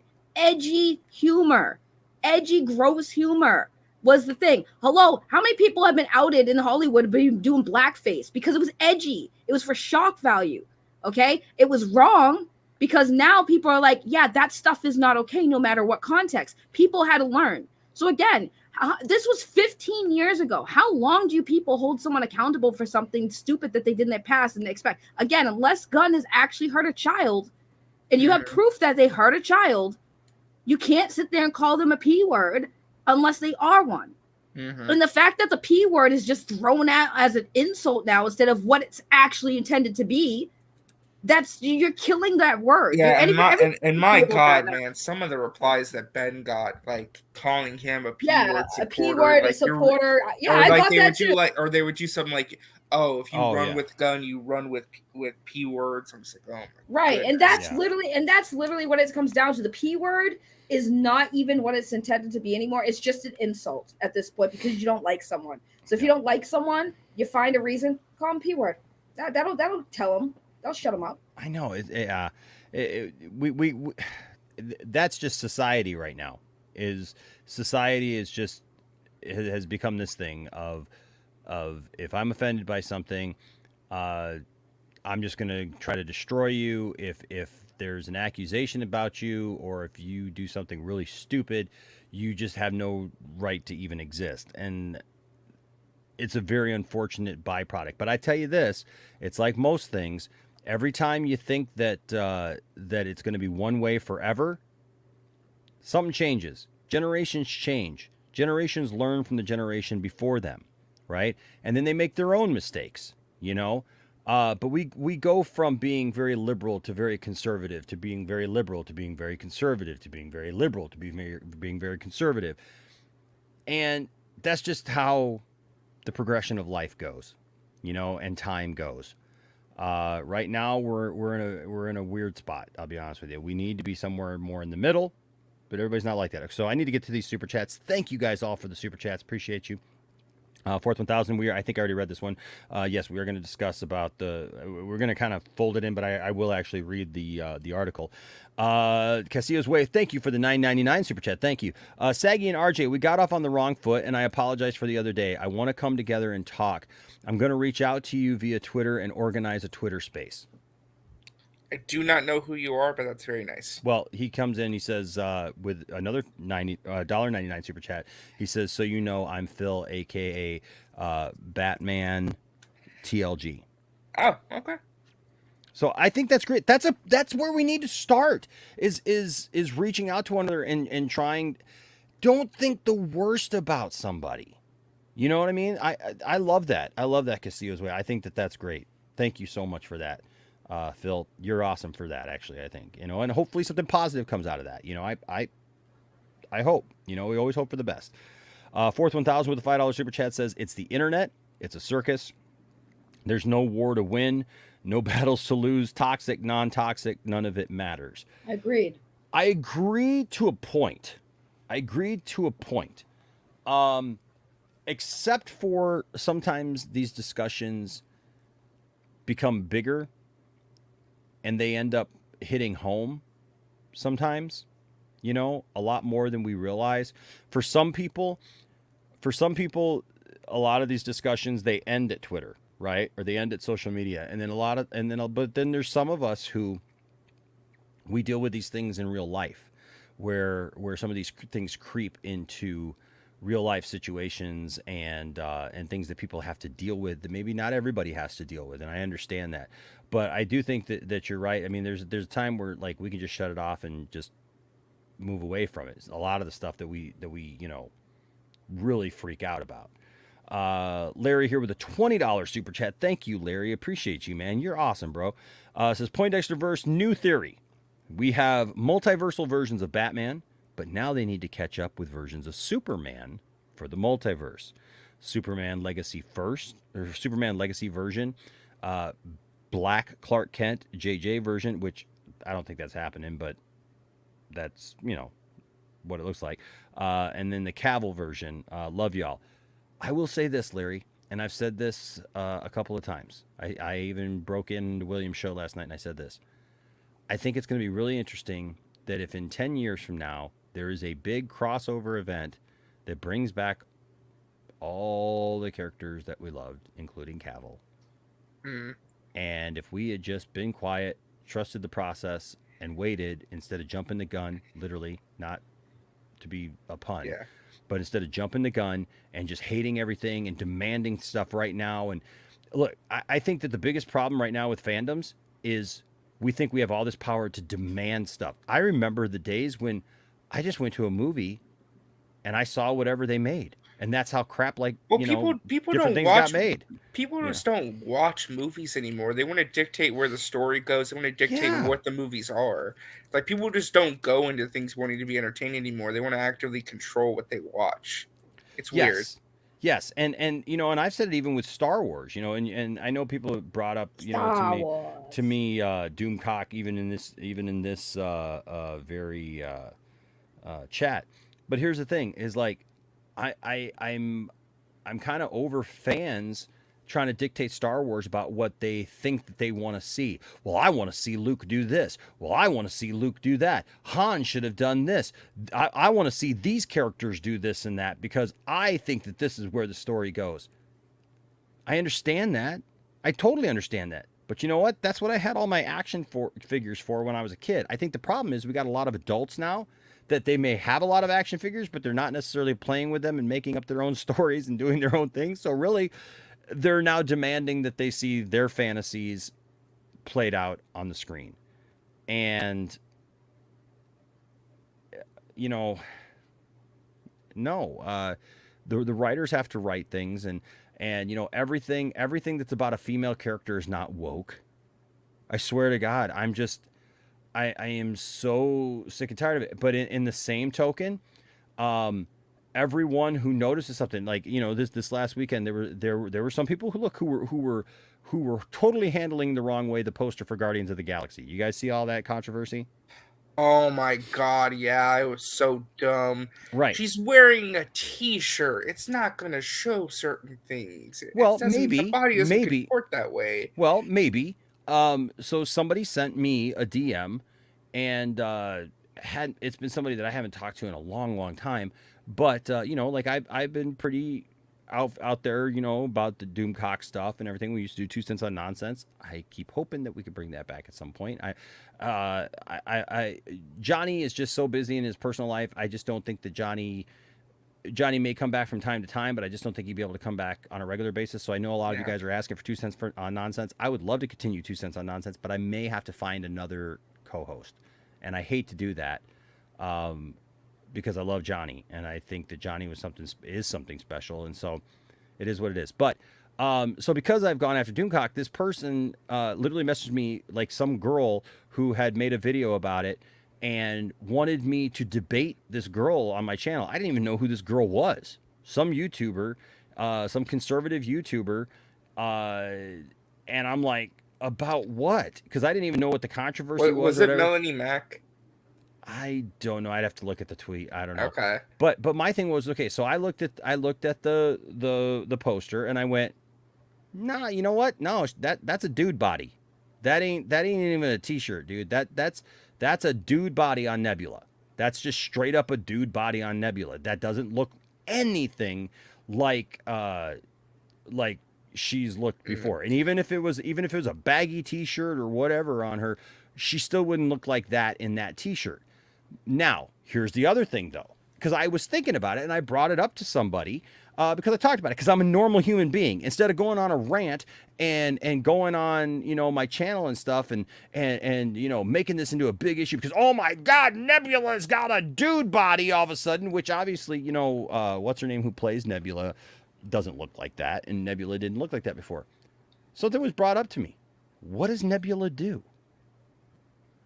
Nebula replaces body parts all the time. Her body's constantly changing. Yeah. Right, her body's constantly changing. What if that's part of the story and it's a joke in the story, or it's a plot point in the story? Well, I don't know that for sure. So I'm going to go watch Guardians of the Galaxy 3 and see what happens. And then if at the end of it, it doesn't make any sense, then I'll say something about it. Right. But I don't have to run to the internet to complain about stuff that I don't even know what the context is and demand something that based on what, you know? And I think that's things we got to stop demanding stuff based upon limited information, for God's sake. You know, I mean, that's just what it is. But no, that's completely fair. You know, that was my take on looking at it because to me, yeah, I looked at the poster and that's not that's not Nebula's body, you know, like I have to admit that, right? But at the same token, it doesn't mean that I have to go on some kind of tirade about it, like there's some secret agenda and there's some secret, you know, thing going on, you know, or some blatant, you know, everything's woke, you know, kind of thing. There's plenty of things that are that are that way, but you know, not everything. Castillo's Way again here with the $1.99 super chat. Thanks. Says, let me guess, Saggy, you're from Dorchester. I'm not gonna say where I'm from. There's people who apparently are looking for me. Right. Yes. My problem is everybody knows who I am, and I just told people before, like I joke with William, like when William says he's gonna come take my toys and stuff, you may not want to show up at my house. Just saying. Wow. Okay then. That's slightly frightening. Just saying. William.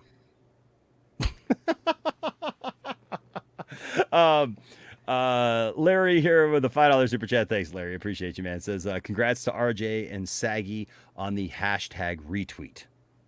So who retweeted you? It was a lot. It was like Home of DCU, that account, the DC Verso account. James Gunn liked a bunch of posts about it. I don't remember what else though. I mean, how did you feel when James liked it? To be completely honest, I thought it was funny because I realized, oh God, the conspiracy theories about me being on Disney's payroll or James Gunn's payroll are not going to end. Well, didn't you get like a question answered in a video or something this weekend too? Oh yeah. Paul Rudd answered my question. Yeah, on video.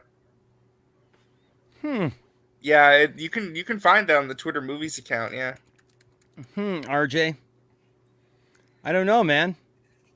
I squealed like a little girl. It's not my fault. I squealed like a little girl because I was like, I was laughing because I'm just like, wow, it's been out for 20 minutes and already James Gunn liked it. I was like, let's go. I was excited. I'm not even gonna lie. It was kind of funny, but it was exciting. So I'm like, oh wow, that's why we were like, dang, this is actually something that's getting around. That's when we thought we're like, we just thought it'd be funny, and then we did a Spaces to explain it, and we just thought it was insane. RJ, all I got to say about you being on Marvel's payroll is why am I doomed to die alone? Because you cried when Iron Man died? I loved him 3,000. There you go. You know what's funny is Paradise PD is one of those shows that has a lot of that James Gunn style humor. Yes. Yes, it does. You know? That's why it's funny you bring up that show. I'm like, Paradise, especially this last season. Oh my god. The uncomfortableness of the edgy James Gunn humor was really bad this last season. I was like, that's not a cult. These are just friends who do everything I say, offer me their bodies for sex, and occasionally kill people in my name. Does that sound like a call to you? There you go. By the way, Enosh, have you seen Ant-Man yet? I have not. No. No, I've not been able to go out to. I only saw because I Tiffany saw it had a few surgery. hours ago. Yeah, because Tiffany, had surgery this last week, and because Tiffany had surgery, I have not been able to. I haven't been able to go anywhere. Yeah, it's understandable. Making sure she's okay. By the way, if Ill Life is still watching, this is for you, bud. I remember sitting in front of my Nintendo thinking, like, suck me in. So see, anything can be misinterpreted. Draga52 with a $10 Australian super chat. Thank you, buddy. By the way, I saw a comment earlier. I don't dislike you. I don't know where that comes from. You know what Draga's problem is? Draga always like messages me halfway through a show or at the beginning of a show when I'm like super busy, like doing a million different things, trying to get the show going and everything, and like then I miss his thing, asking for something, whatever. It says, I know I've said stuff about Gunn in the past, and now I've learned not to say accusations about him, but his fans are awful people. Everybody, all of them. Like they joke about suicide and racism, and it does disgust me. May I respectfully respond to this real quick, and then you can go? Yeah, absolutely. I would just say that do unto others what you want unto you, or whatever that phrase is, because a lot of people would say the same thing about Zack Snyder fans, that they're all toxic, angry people who do this, and that, and that's not everybody. Like, we shouldn't general. I'm just saying we shouldn't generalize either party. Enosh was there though. Enosh was there when Snyder fans came to my chat and was racist towards me. So again, it's not even about the fandom. It's just about individual people. But like when I called it out, I was just like, people would call me certain things, but when other people on their side would say it, it'd be that thing. Well, they don't speak for us. Well, then I don't speak for the whole movement either. Why are you projecting that onto me if I'm not speaking for everybody? I'm a minority in this fan base. I came in late to the Snyder party, so I don't even claim. Yeah, to but be Droga, real quick, you even saying most fans, Droga, I don't even would go that far, because if we say most fans, that's still a generalization because you're categorizing it as the majority of the group, but it's not. Yeah, the majority. So here's what I ask you. So Droga, here's the problem with that, right? I'm a fan of James Gunn. I love Guardians of the Galaxy. It's probably one of my favorite behind Loki and Captain America and an Iron Man. Captain America is top tier for me, right? As far as like the Marvel movies, and I love Iron Man and stuff. But Guardians of the Galaxy was a property that I cared nothing about. I didn't know anything about. I didn't know anything about those characters. Never read a comic book. Never watched anything with Guardians of the Galaxy in it. And James Gunn won me over. And I loved the first movie. I liked the second movie. I'm looking very much forward to the third movie. I enjoyed the Christmas special. I enjoyed Peacemaker a lot more than I thought that I ever would, because I liked Suicide Squad. I liked the Suicide Squad. There were some things that I disagreed with it about and whatnot, but I'm tired of hearing everybody talk about his jokes and his things like that, because you know what? Other people put jokes about it, and I've heard people. I've just heard people like make up stuff. I mean, the Joker joked about giving a reach around to Batman. That was a whole scene in the end of the Snyder Cut, yeah. And nobody batted an eye. Right? Which is also, you see what I did there? Anyways, nobody batted an eye. But James Gunn throws some jokes in that are a certain way, and everybody flips out, right? James Gunn literally brings in something from the comics about Superman being in the ICU after having been shot with a kryptonite bullet by Deadshot. Bloodsport, which is in the comics. And Snyder fans, of which I am a Snyder fan, but people lost their collective minds and acted like it meant something. Like it was a diss. Like it was a diss towards Zack Snyder. Instead of James Gunn reading a comic and finding a story about one of the characters that he has in his film that would make sense, there's literally a comic about Bloodsport shooting Superman with a kryptonite bullet. And people were like, well, if Zack Snyder didn't say it happened, it didn't say it, then it didn't happen. So I said, and I jokingly said, but I mean it. So if Zack Snyder didn't say that Superman took a dump between BVS and Zack Snyder's Justice League, did it not happen? Like, there are stories. Obviously, Superman was doing stuff between those, or not, well, not between BVS, I guess, because he passed away. But you know what I'm saying? Between Man of Steel and BVS, for example, Superman was actively doing things. Okay, he was actively being Superman, so he was fighting villains. And you know, the thing is like, well, Kryptonite doesn't come out until BVS. Does it though? Because what is actually said is that the largest piece of kryptonite was found for BVS, and that's why Lex Luthor wanted it. And guess who provided Bloodsport with the kryptonite for the kryptonite bullet in the comics? Me. Lex Luthor. Yes, it was Lex Luthor. Yeah. Okay, because he knew Bloodsport's particular set of skills and wanted to use those, okay? But people flipped out. Like, people flipping out on jokes about Aquaman having sex with fish. And here's the funny thing about that. Jason Momoa, do you think Jason Momoa was shaken by that? No, he literally went along with the joke because it's a funny joke. That's one of the running jokes if you watch the entire season of Peacemaker. Which a lot of people didn't. Which most people didn't. It's a running joke that Peacemaker is insecure. He's jealous of other heroes. And so he's a moron. And he says derogatory things. First of all, he says moronic things about all kinds of stuff because he's an idiot. And that's the point. But literally, if you watch the whole season, one of the things that I loved about it was that I actually saw character development with him. And that was the whole point. But the thing is, he makes up these things about superheroes, like Superman having a poop fetish, or Batman. What did he say about Batman? That what was the joke about Batman? Oh, it was something about like, because he went on that rant about how Batman needed to just like kill the Joker or whatever and get it done with. And then, made up the thing about Aquaman, having sex with fish. Was it really, like, people acted like they were literally making a statement that James Gunn was saying that Aquaman has sex with fish. You missed the joke. But the whole point is that Zack Snyder made Aquaman so cool that it doesn't really matter. That it doesn't matter. People were like, we're going back in time. No, we're not, because before everybody would be joking about the fact that, oh yeah, Aquaman has sex with fish and he just talks to fish or whatever. But literally Zack Snyder and Jason Momoa made Aquaman so freaking cool in BA that, you know what? It's okay to joke about that character. And Ezra Miller was in on the joke, and it's a funny joke. And even if you watch the scene, you see that the Flash is messing with him because they have that type of banter, because they're friends. And if me and a friend are doing something and I want to give my friend a hard time and like really like rib my friend, I may say something like that.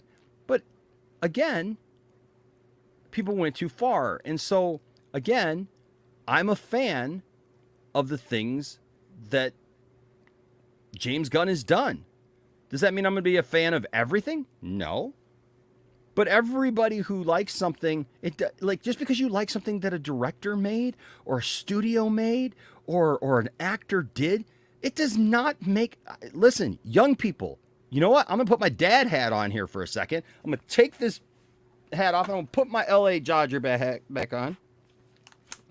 Listen, young people, shut up. And I'll just blanketly say that to everybody. If you are perpetuating all this nonsense, like you got life experience and like this matters, most of the time this stuff does not matter. You're putting emphasis on something like to make it a statement, and it's just not. Sometimes you can like something that somebody did, but not support who they are as a person. If you're waiting around, honestly, for you to agree with everybody and their stances and who they are and all this, it's just like even the controversy right now. And yeah, I'll jump into the ring with this. The controversy about the Hogwarts game, right? And like people, you're a horrible person if you play the Hogwarts game. Shut up. Yeah, I'm Shut I'm up. sorry, folks, but I bought a copy of the game. I'm having fun with it. It's just, I guess I'm a bad person. Right. And, and it's not just young people. RJ, I know you're a young person, and I don't want to offend you. No. Young but you know what I'm saying? dumb. Like, Unfortunately, unfortunately, the majority of people who are doing these things are people from a certain persuasion. They're from a certain background. And they have certain like ideologies of what the world is like, and they don't understand what the real world is, and so they make these statements. And I'm sorry, but you know what? You can like Harry Potter still. Well, then, Enosh, you can't call yourself an ally.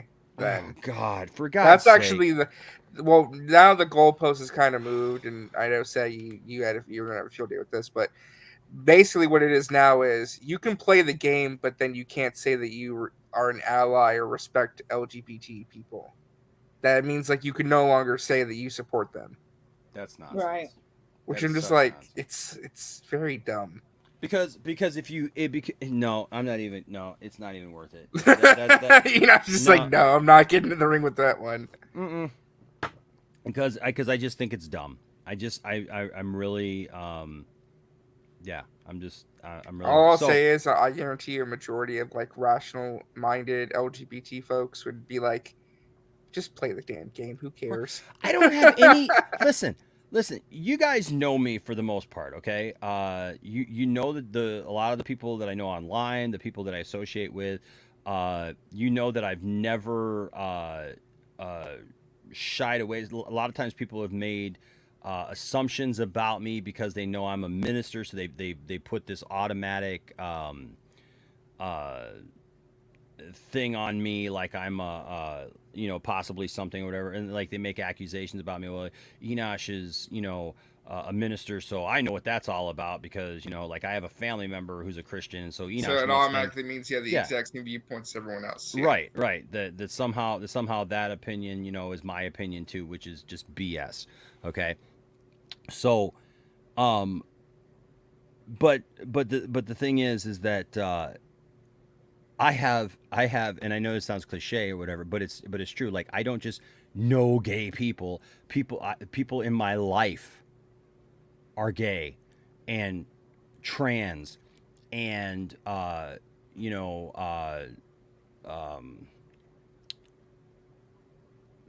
several different persuasions. Okay, and I don't treat people differently because of that. But I don't know one person. In fact, one person that I know who is non-binary, who has I'm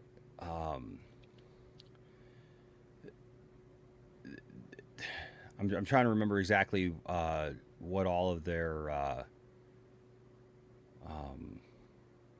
background is, but they're non-binary, and they're it's not what is it? Gosh, I'm having a brain fart. SAGGY, help him.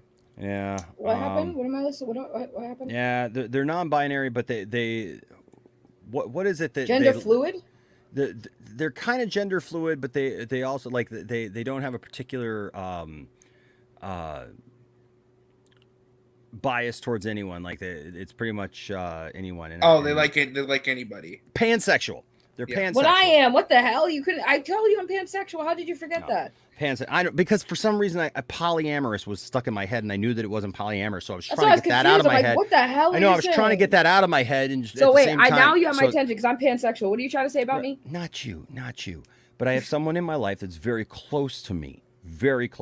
Yeah, me. And they're pansexual. They're gender fluid in a lot of ways. They're non-binary, and they are the biggest Harry Potter fan that you're ever gonna find. I don't know anybody in real life who is any part of the LGBTQ community. So wait, that has an issue. Let me explain pansexuality, because I've gotten called transphobic, and I'm like, but I'm pansexual, and they're like, it doesn't matter. You can still be transphobic and be pansexual. I'm like, how? Pansexuality literally means I do not judge you based on gender or gender identity. How does that translate to a transphobic pansexual who literally is somebody who will have relationships with a transsexual? Explain that to me. So even though you might say, well, hey, I'm close to somebody who's pansexual, non-binary, gender fluid, or maybe transgender themselves. It doesn't matter. It doesn't matter. The transgender community, it's not about the cause anymore. It's about the outrage. And I can say that because as somebody who's part of the LGBT community, I've seen that community turn into the exact same thing that they were trying to fight, which is hate. It's a hate mob now. When people ask me what was the worst community or fan base or whatever, what community is probably the worst, my top 3 are the K-pop community, the anime community, and the trans community right now. They became rabid. It's all about my opinion matters. You can't disagree with anything, or else you're a phobe. Yeah. That's the world we live in now. And look, I don't know. It's just not how I see things. Sorry. Larry here with a $10 super chat. Thank you, Larry. Says about the parties. They were themed. I get it. One was Confederate flag, Southern Republican mockery, and the other was a mockery of people who ended up on that popular show. They're obviously mocking each type. Right. Yeah, there's context, but as far as I'm aware with the Confederate themed one, I've heard conflicting information that whether or not that was a party making fun of like Confederates and like doing like a Dukes of Hazzard type thing, or if it was like for a movie set. I've heard like different things. I'm not for sure which one it is. By the way, about the party in question, somebody had brought up that picture, Gunn was dressed up as a priest, which is clearly a mockery of all the accusations of the Catholic Church. So when people are saying Gunn showed up to these P-word parties, it was not a P-word party, but well, even if it was considered that, whatever, they were making fun of it. That's why Gunn dressed up as a priest, because especially around that time, that's when everything came out about the stuff that was going on with the Catholic churches.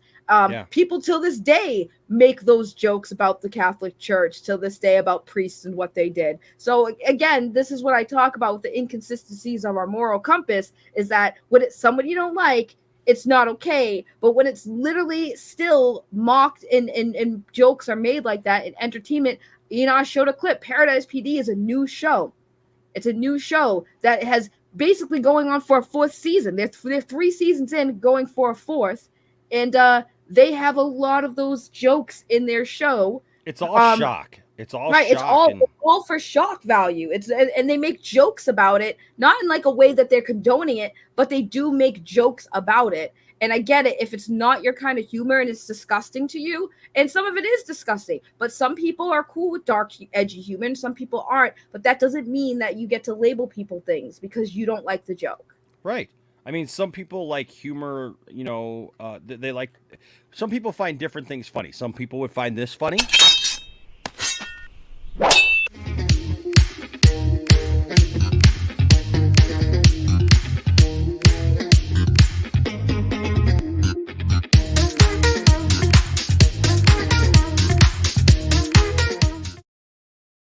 Right?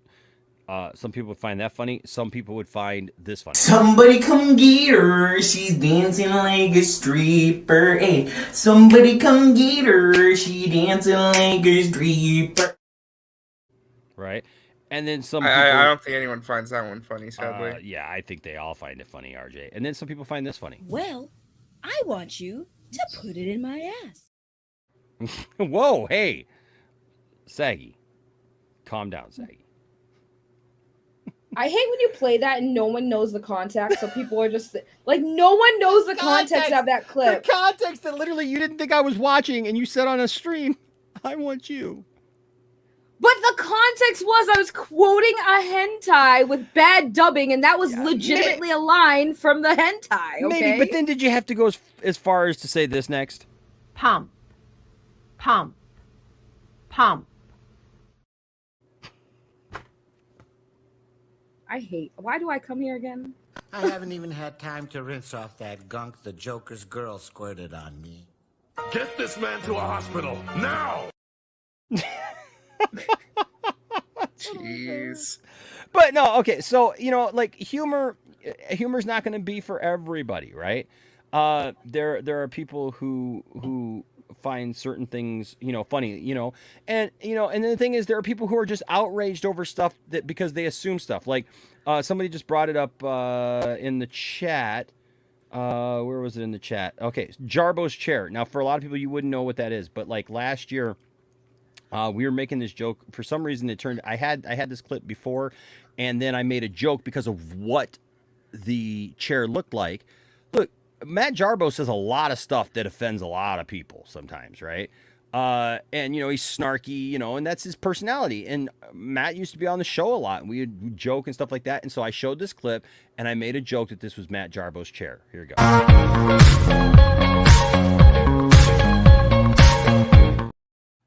Now, obviously, that looks like something, right? But it was a joke that it was Matt Jarbo's chair. Matt was not offended by that at all. Matt thought it was hilarious. We laughed about it and even talked about it off air and everything else. And then you know what? Somebody got the chair up their butt and attacked me about it. Literally went off on me about it. Like messaged me and not just privately but publicly. And like tried to make me out to be this bad person because I had joked that was Matt Jarbo's chair, and how dare I? But of course, the person was obsessed with Matt Jarbo as well. So, it was Matt Jarbo's chair as well. So yeah, it was Matt Jarbo's chair. So what am I supposed to do? But no, so like, it's really easy to get offended by stuff, and if I've just learned to live with the notion, you guys, that everything's not for me. I'm not going to find everything funny. And if I don't, unless it's something that's actually hurting somebody or putting out false information, humor is humor. Listen, man, a lot of people would absolutely melt if the comedians of the past, the Sam Kinnisons of the world, and what's his name, who passed away, who's in the Bill and Ted movies, and gosh, what is his name? Why can't I think? Come on, chat. He was Rufus. Why can't I think of what his name is? He did the famous sketch of the thing. George Carlin. Thank you, Vince. That's why I love having you around. Yeah, George Carlin. And even people like Eddie Murphy, when Eddie Murphy started, for God's sake, man. Eddie Murphy was wicked edgy, man. You look at him back in the day, like the stuff that Eddie Murphy used to do stand-up comedy about, like the fact that he was allowed to do kid movies, kid-friendly movies, he was based back in his glory days when he started his comedy stuff. Like, I'm telling y'all, you don't want to be offended? Go back and watch some of these stand-up comedians, what they used to do. Richard Pryor. Maybe you'll understand. Oh yeah, their jokes were hilarious, but there's the stuff they said. You couldn't get away with that today. My wife is a huge Mel Brooks fan, right? And my wife is always Mel talking Brooks. about Blazing Saddles. The fact that, like, can you imagine trying to make that movie today? Oh God, there's so much stuff back in the day you will get canceled for today. That's the thing that people don't understand. Like, I get it that we live in a time that people are allowed to be offended, and justifiably so, because some of the stuff that was joked about, things that people made a mockery of, even though they still sometimes do it to this day, sometimes it just went too far, and people were like, yeah, we can't joke about this stuff because this is stuff that's actually happening and it's not all right. So again, I don't mind people being offended and disgusted by things James Gunn said in the past, because it's not okay, especially now, because especially with all the stuff that came out about Hollywood too. And I think that's another reason why people are against it, because there have been a lot of people in Hollywood that were caught doing that stuff. Some of them, another argument too, is people that James Gunn had associated with were caught with that. So it immediately went to and it could have been one of those moments for James Gunn where it's like, bro, we were just making jokes. We didn't know you were actually doing that stuff. What the hell's wrong with you? And that there's a disconnect. So, again, I get why people feel the way they feel about Gunn. You don't have to like him. You don't have to agree with his stuff that he said. But again, jokes are not the same as actual activity. Well, yeah, and the thing is not everything is some serious thing. Sometimes just a joke is a joke. Like, again, and I hate to like harp on some of the clips that I've played, you know, but let's be honest, like I've taken some hits for some of the clips that I've played. For God's sake, I had people get mad about a clip that I played at the church that I used to work at, and I just had to tell them, well, I don't know what to tell you, man. You know, somebody got mad because somebody said the word penis on my show, and that's why I ended up leaving the church, the last church that I was at before I took over the church that I'm at now. That now they can't fire me. They can't fire me now. What's that? Didn't God make penises? God made penises. Yes, he did. But they were upset because somebody on the panel, we had a panel discussion. I literally got into this discussion with these old guys sitting around a table about the fact that like it's a live show. I don't have a dump button, but like they were literally mad because somebody said the word penis. And then they were mad because somebody dropped an F-bomb. And I'm like, listen, you know that my church is, or my channel is not a church channel. I'm not sitting here trying to, you know, be anything that I'm not. I'm not trying to hide anything. It's not like my channel is, you know, hid behind a paywall where it's like you got to pay me to see it. So it's out there, it's out in the open. And I said, plus I have an audience that is from all over the world. Everybody's not from middle America where everything's a bad word or everything's a, you know, a taboo subject. And they just couldn't, they couldn't get into it. But I took all kinds of flack. Another guy got all upset at me about this one. His testicle sack is now so large, he has to wear a huge hoodie upside down instead of trousers. We've laughed about that. It's funny. It's something that we've joked about. Somebody came at me and like, well, that guy passed away. Well, I'm very sorry that guy passed away. Did he pass away because of his nuts? That's my guess. Most likely, yes. Most likely, yes. Right? Death you know, by testicle. But the thing is that, so does that mean we can never look at something for what it is and just have a laugh? It's not even at his expense. You know what I mean? It's of something that's out of the norm, and it makes us feel a certain way, you know. And I think that sometimes I think sometimes we should challenge ourselves, and we should stop getting offended by everything and acting like the sky is falling every time, you know. So well, it's not even that, you know. It's just not even that people are. It's gotten to the point for me. It's like fake offense with a lot of things because again, you have people who will be upset about a joke made by somebody because everybody's all upset about it. But then the same people will be the ones that like watch TV shows with similar jokes and think it's funny and laugh about it. And I'm like, where is the consistency? Like, bring that energy all across the board. Right. No, you're absolutely right. So I can't stand the mock rage and shock value, you know.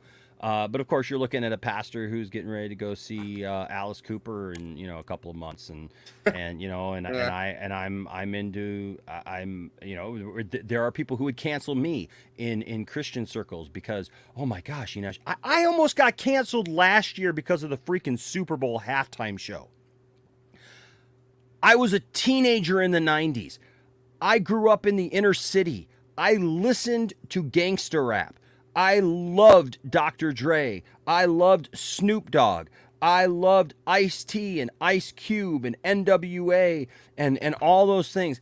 And because of the Super Bowl halftime, I mean, I loved Eminem when Eminem came out, but you know, that was later on, obviously. But I loved that type of music, and I knew the lyrics, yeah. And I'm not talking about the radio edit versions of those things, man. I knew the real stuff, right?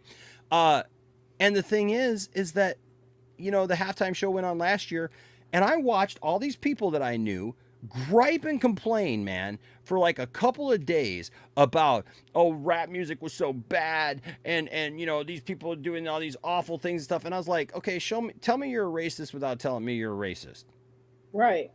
Because you don't like rap music, you know, it's not even music. They're not singing, they're not doing anything. It's like, and it was debaucherous. Like, I watched that halftime show. There was nothing debaucherous about it. Mm-hmm. It was very tame. It was actually one of the more tame halftime. I literally, after that, I watched the last 10 years of halftime shows, and I gotta say, it was one of the most tame things ever. The only thing was it was rap music. And then somebody literally, you know, that picture was going around of Snoop Dogg taking a drag off a joint before, you know, he went up the stairs or whatever onto the platform or whatever.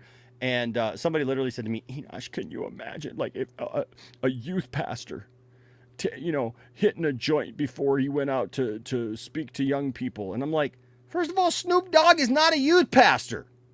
Why are you trying to hold people, singers and rappers and artists and actors, to standards that don't make any sense? They're not all your role models. Yes, we all have a certain responsibility when it comes to stuff, but for God's sake, use something that's relevant. Not, can you imagine if a youth pastor took a hit before he went out? I'm like, that's a totally different conversation, isn't it?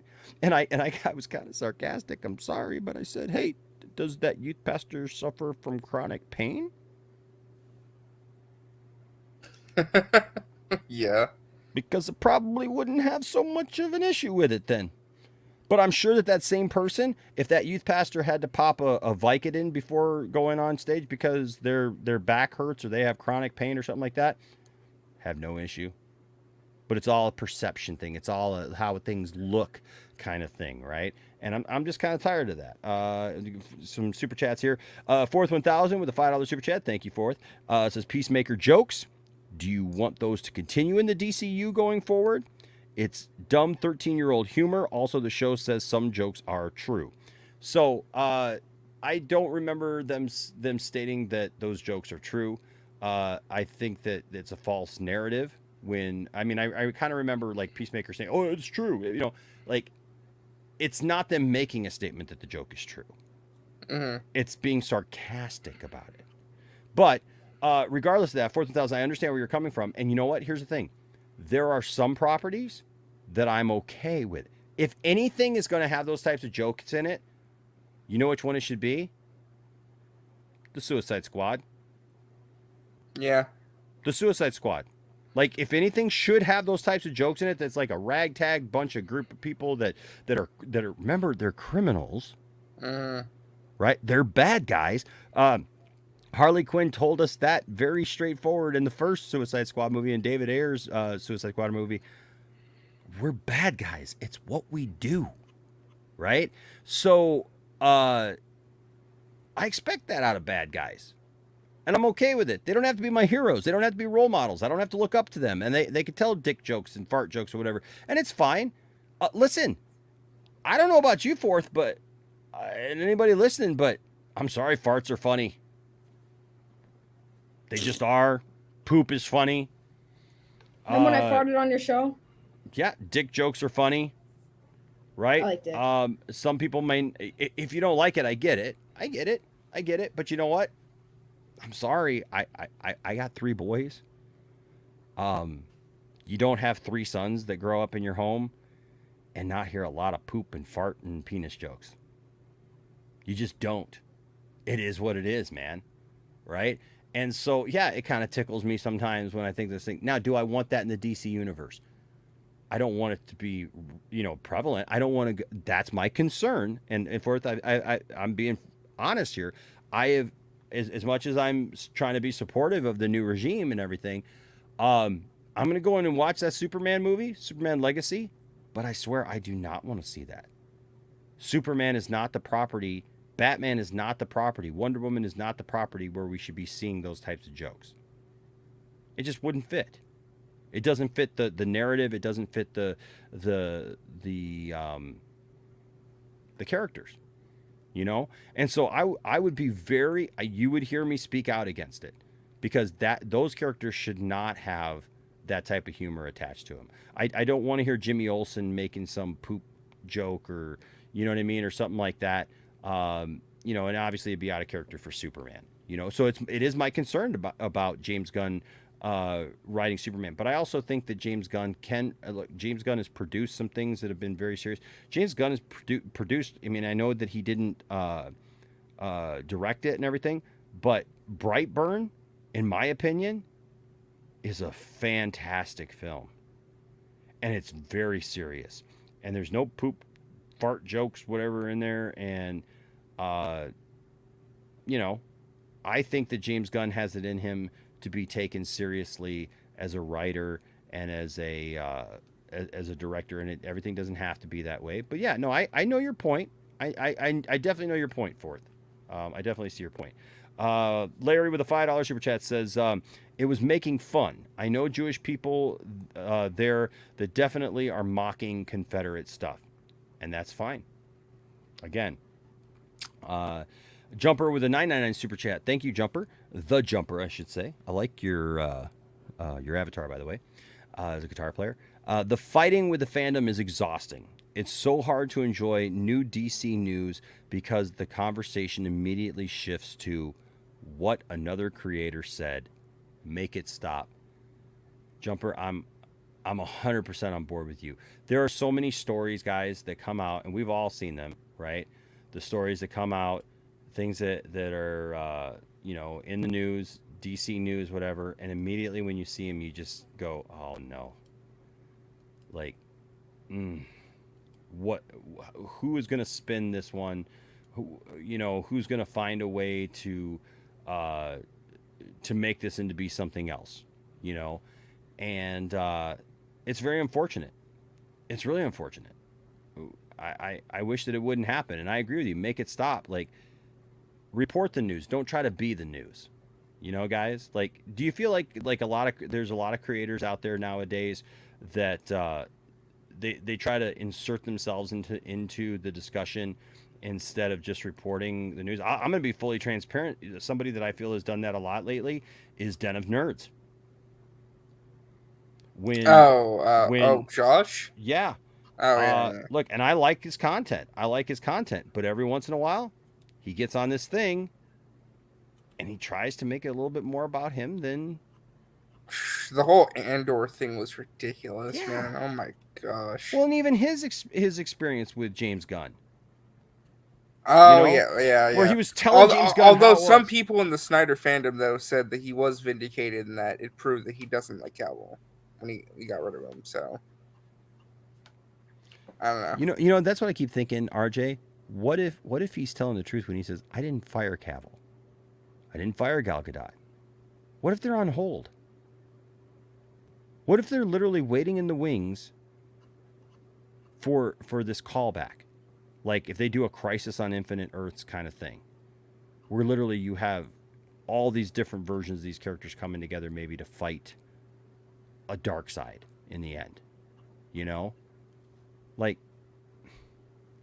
how are we going to feel if it comes to that and we sat here griping the entire time and here there was something epic being planned?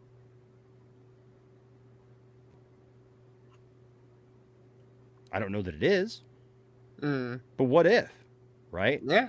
That's why I think it's important to see what you're looking at first, before you just make the decision that it's bad, or that it's going to be bad. Everything, it's not necessarily that it's going to be bad. Wait it out. See what's out there. But I agree with you, Jumper. I mean, it does get exhausting. It really does get exhausting. So I guess my question for you guys is, so where do you go from here with your hashtag? Nowhere really. I mean, wherever people want to take it. If they want to use it, they can use it. If they don't, they don't. It's not like wherever the wind may blow. Right. Whatever they want to do with it. I mean, for all we care, like it trended, like got some hype for a day and it dies tomorrow. Like we're not trying to do anything crazy like certain other people are doing. It's not part of our everyday lives. It was just something that we did on a whim and people liked it, and if people want to use it, then just use it. It's not gonna do anything. Like we said, we're not leaders. We're not trying to start a movement. It's kind of like at the time I was like, well, if this becomes a movement, then we can do some fun things with it, right? Like if it becomes a movement, people are more on board with it. We could probably do some fun things with the community, give back to the community, do some charity for the community. And if it doesn't take off, then it just dies off, and then that's it. We move on with our gosh darn lives. RJ? Yeah. I would basically echo that, to where it's just like, hey, I mean, if it goes somewhere, great. If not, that's fine too. I mean, there's no plan, there's no agenda with this thing. There's no like, we're gonna do this, and this day, that day. It was a spur of the moment thing that, hey, if people like it and they want to use it, they're free to. But it's not something that has to be tweeted out every single day, that we're trying to get trending every single week or something like that. Sure. It's just meant to be no something planned funny. events or anything like that. No. Gosh, no. Okay. So. Right. Well, I mean, Integrity says jokes have really ruined superhero films, in my opinion. I agree. And that is my concern. Is I don't want to see the DCU turn into what the MCU has been. And look, there's a lot of people we're hearing from more and more. They're actually starting to react to that, and they're getting a little frustrated. I mean, Thor: Love and Thunder, for example. I think I saw a Taika Waititi comment here in the chat just a few minutes ago. Oh, yeah, here it is. Taika Waititi is Jimmy Olsen. Like, I'm sorry, I want Taika Waititi as far away from DC as possible. I don't think he's going to be involved. He's doing his own thing. I know, but I just, you know what I mean? Like I really hope that Taika Waititi stays away from it, because I feel like his brand of humor is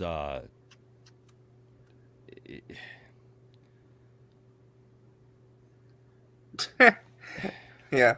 I was just seeing in the chat Matt wanted to come on. Oh, it's just not what I want.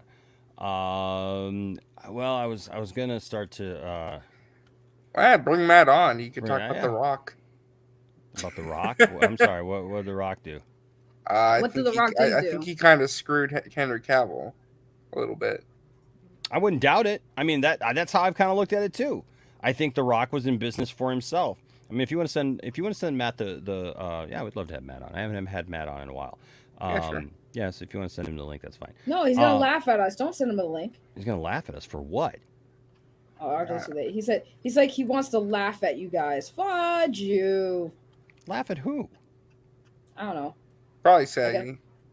I don't care. Where do you say that? I'll just rage quit. I don't see the comment where he says that. Where does he say that? Does he say that? He said it to me.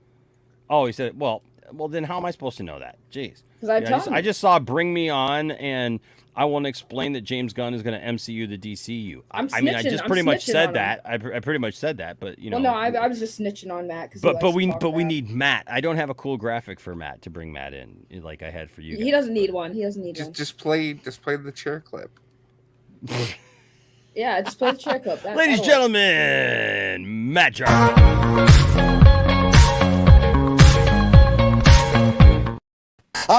You think that wouldn't fit, but it do. I'm gonna come on you like nobody's ever come on you before. Just you and I getting it on like two men should do. I didn't realize you found a copy of Nerderotic from the 80s. Oh, jeez. Tell me you saw that photo. Tell me you saw that T-shirt he wore. No. Yeah, they're pushing the. Oh, you know what? I saw Mail again. Yeah, I saw something. Yeah, what was it? Make Marvel Mail again or something? Yeah. Yeah. Gosh, man. You know, see that's the thing is that's what I'm talking about, because that was reaction to the Nebula thing, wasn't it? Yeah.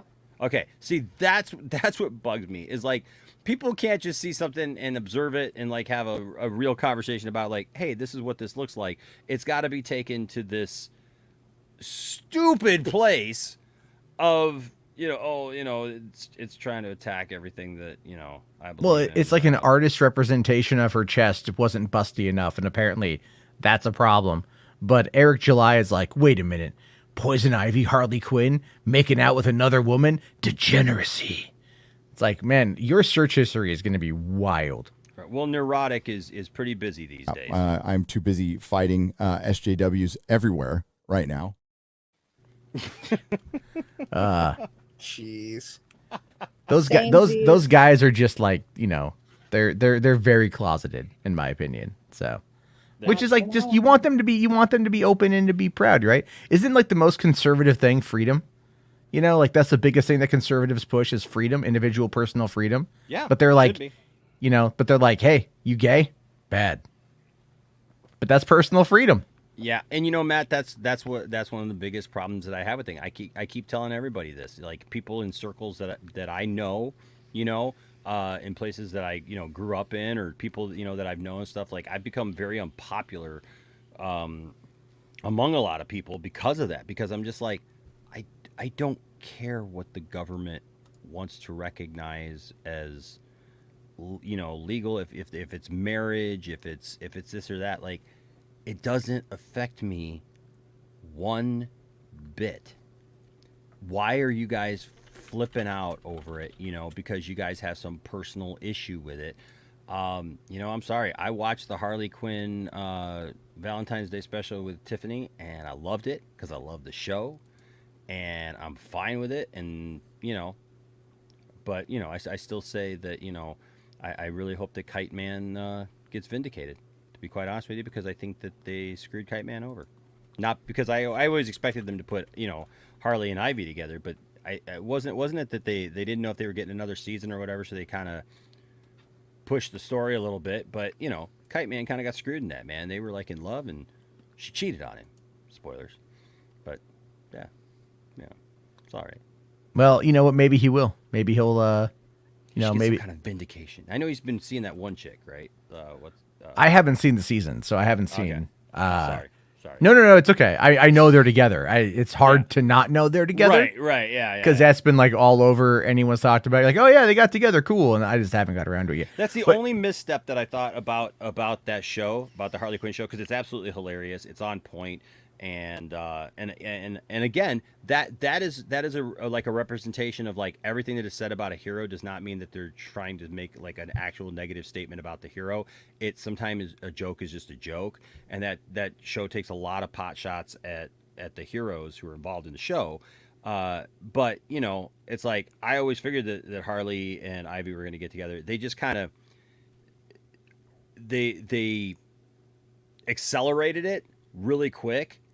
And the way that they did it was like, oh, okay. You know what I mean? Like you just watch a show sometimes and like they do something and you're like, well, it's not bad that they did it. It's just kind of the execution was a little weird. Yeah. And so that was the only thing I thought, but it's like, but now, it's fine. It's done, once you get past the initial, shock of it. But yeah, so you're going to tell us about the DCU becoming I was mostly being hyperbolic, but I explained this on my stream. I basically just said, I'm like, Zaslav isn't about reinventing the wheel. He's very much in the business of bringing in ringers who already know how to work within that space, and then just giving them the keys to the kingdom and letting them do their thing. So if you think about it, like, he has openly said, Kevin Feige, that is the way, right? Mm-hmm. And so then he goes and brings in James Gunn, who tutelaged under Feige and was going to take over the cosmic side of Marvel before his firing back in 2018. And what was the first thing DC offered James Gunn the day after he was fired from Marvel was Superman. That was the very first thing they offered him was Superman. Yep. So it's like that's been in the works for a long time. Not only during David Zaslav's listening tour did he go and he listened to Iger, he also was able to get Alan Horn to come back over and to become a consigliere for WBB. So he's like everything that they're doing is just like, hey, these guys did it. I'm bringing in parts of that team who have a fundamental understanding of that team to make our team better. Yes. I mean, it's literally just consultants. Like he's just bringing in a consulting firm from like Yeah.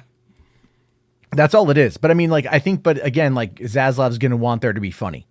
He's going to want there to be humor. He's going to want it to be funny. He's going to want it to be appealing to the audiences. And that's going to be, that might be one of the reasons why Gunn had made the comment about Superman being a big galoot, which I thought was interesting.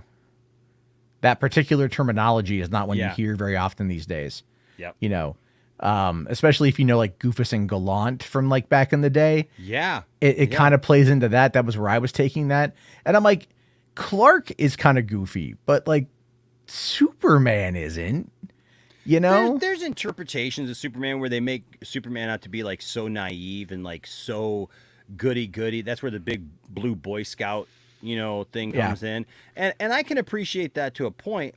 What I enjoyed about Snyder's thing was it kind of broke that down to say, okay, there's a reason why he gets there, right? There's a reason why he gets to that point where he's this beacon of good and and he sets these these parameters in his own life, like a no-kill rule, or like only in an extreme situation, or whatever, because he's experienced life, not just because, well, he's a guy from Kansas, so he wouldn't do anything wrong.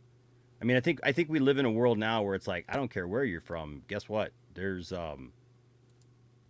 horrible people everywhere. There's people who, just because you grew up on a farm doesn't make you a good person.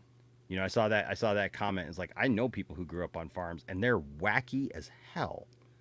Like, yeah. Like, I mean, like there's people in rural Michigan, man, who I'll never forget when I was in my early 20s.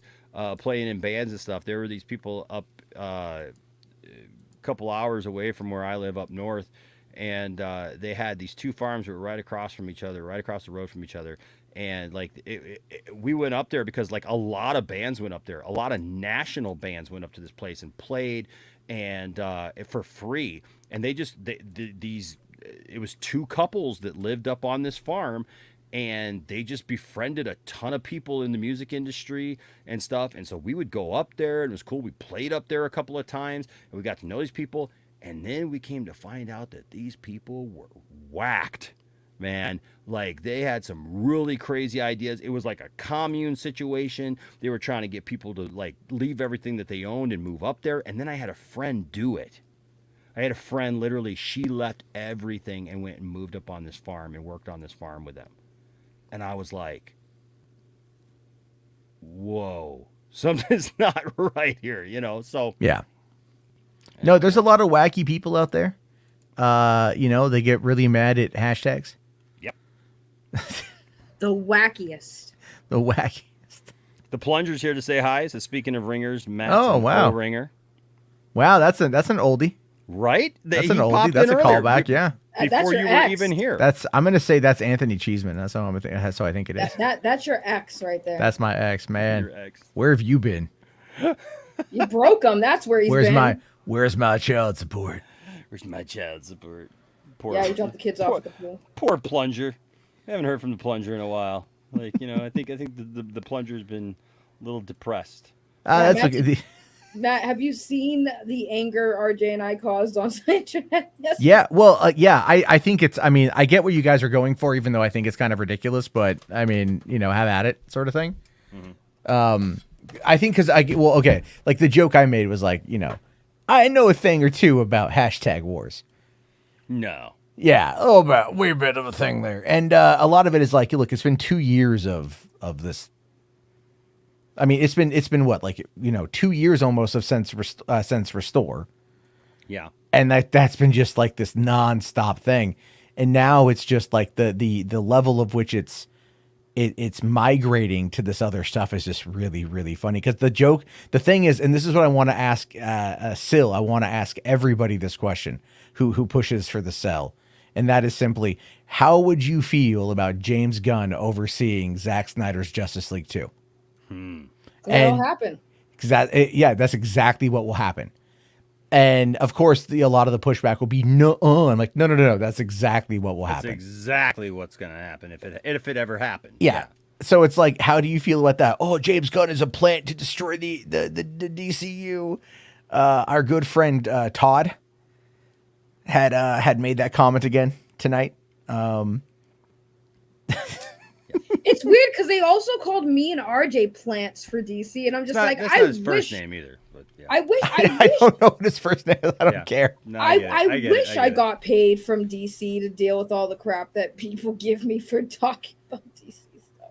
I mean, like, I would love to get paid for calling a lot of this stuff. That'd be great. I mean, like, I criticize The Rock pretty heavily. And I always get shit for it from people. They're just like, "Oh God, you're always criticizing The Rock." And I'm like, "Yeah, because he's in it for himself." By the way, I have to apologize, Matt. I used to give you crap back in the day for your hate against The Rock, and I just want to say I understand now, and I'm very sorry. I don't hate The Rock though. Oh, I hate The Rock.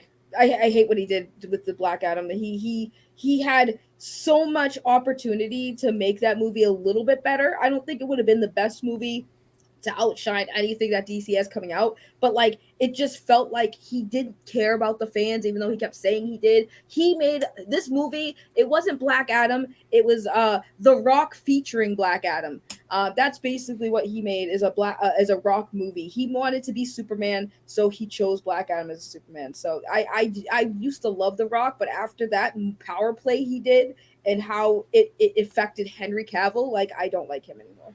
Well, that's my thing is, you know, when you've got Henry, who, like, if you go and you think about the Warhammer announcement, because I go back to that kind of frequently, and a lot of people, you know, they're mad at James Gunn. They think James Gunn fired Henry Cavill. No, James, no, he didn't. It's just, that was all done out of his control. Yep.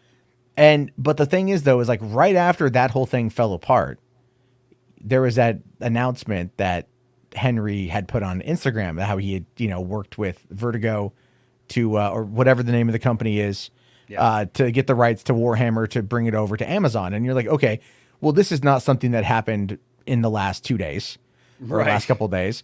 But what he says, though, is he in his Instagram post, he mentions Natalie Viscusco, which is his girlfriend, who is the like vice president of that company. So it's like, so if you just look at it, you're like, okay, so clearly Henry was not happy with The Witcher because of how they were handling the adaptation. Yeah. Makes sense. Yeah.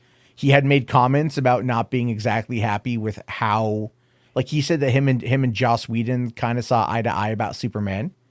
You know, that seems to get forgotten quite a bit in this whole thing. That he maybe wasn't the happiest with how Zach was doing the adaptation, but I think Zach was building towards something, to be honest with you.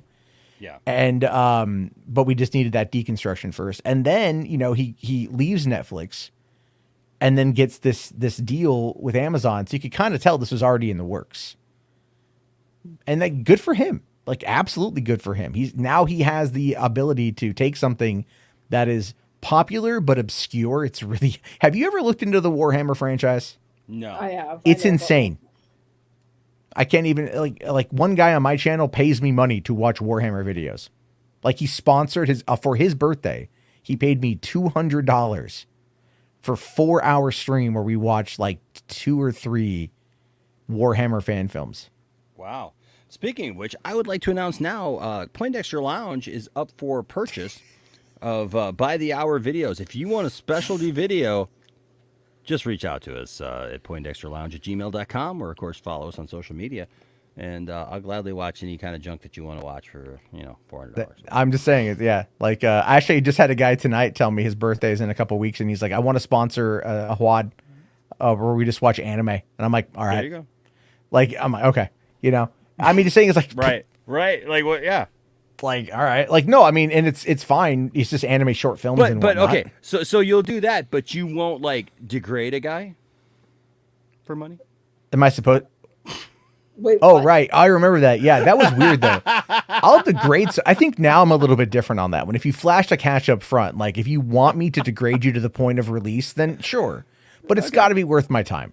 That's the difference of this one, though. If you want me to get, because I was really confused being hit up privately on my personal Facebook account to talk about that. Yes. For those of you guys who don't know, I got messaged. This is like a couple years ago, almost 3 years ago now. Yeah. I got messaged one night from this guy who was like, "Hey, listen, I want to pay you to degrade me, to yell at me," and I'm like, "Wait, what?" He's like, "How much would it cost for your Patreon for that to happen?" Sort of thing. And I'm just like, and all I said back to him was like, "I'm sorry, bro. Like, that's not my kink.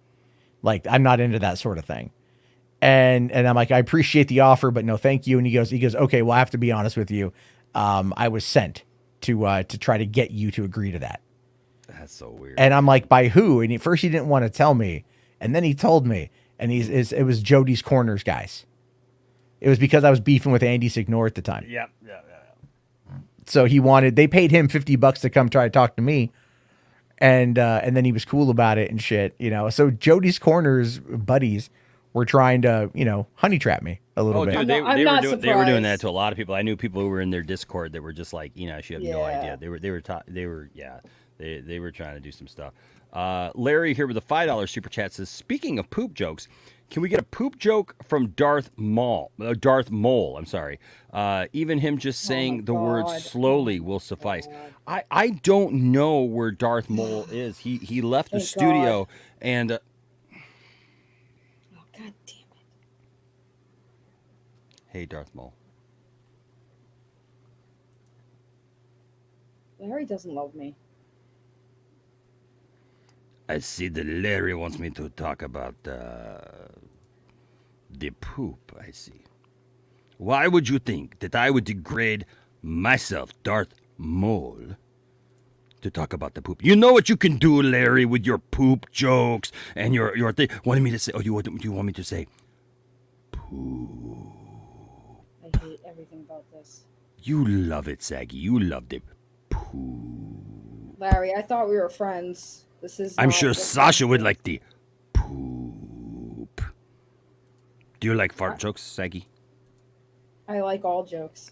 Are they You funny? like, oh, see, then what are you complaining about? You like so you're complaining about something that you shouldn't even complain about. You're complaining about the poop.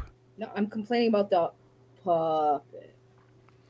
The puppet is fine. We gained 3 subscribers because the puppet is talking about poop. Now let me tell you this. I have a cousin. You may know him. He's kind of famous. He likes the fart jokes. I don't the fart jokes. It's all beneath me, but I will say it because you gave $5 to Enosh.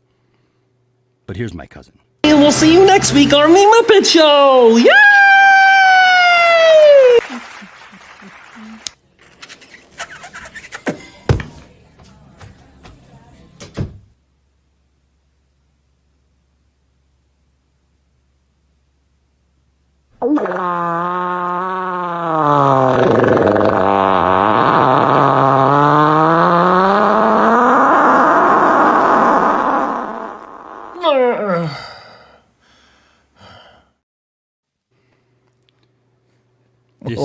This is why we do not work together. There you go, Larry. There is your poop joke. Hope you liked it. I said poop really slowly. I gave it to like 4 or 5 times. I hope that, like that guy who contacted Matt, you have reached completion.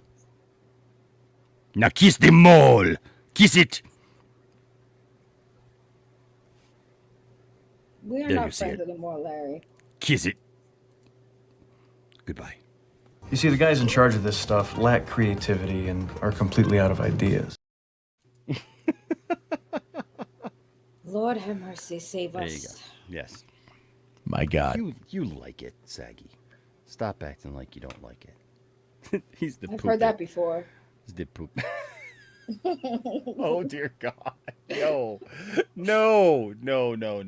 That'll be on somebody's YouTube channel is Poindexter Lounge insinuates that it's okay to jeez.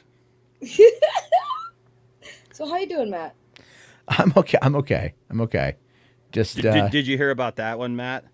Which one? About the YouTube channel that now reposts videos of somebody watching on TV my streams and misappropriating things that I've said.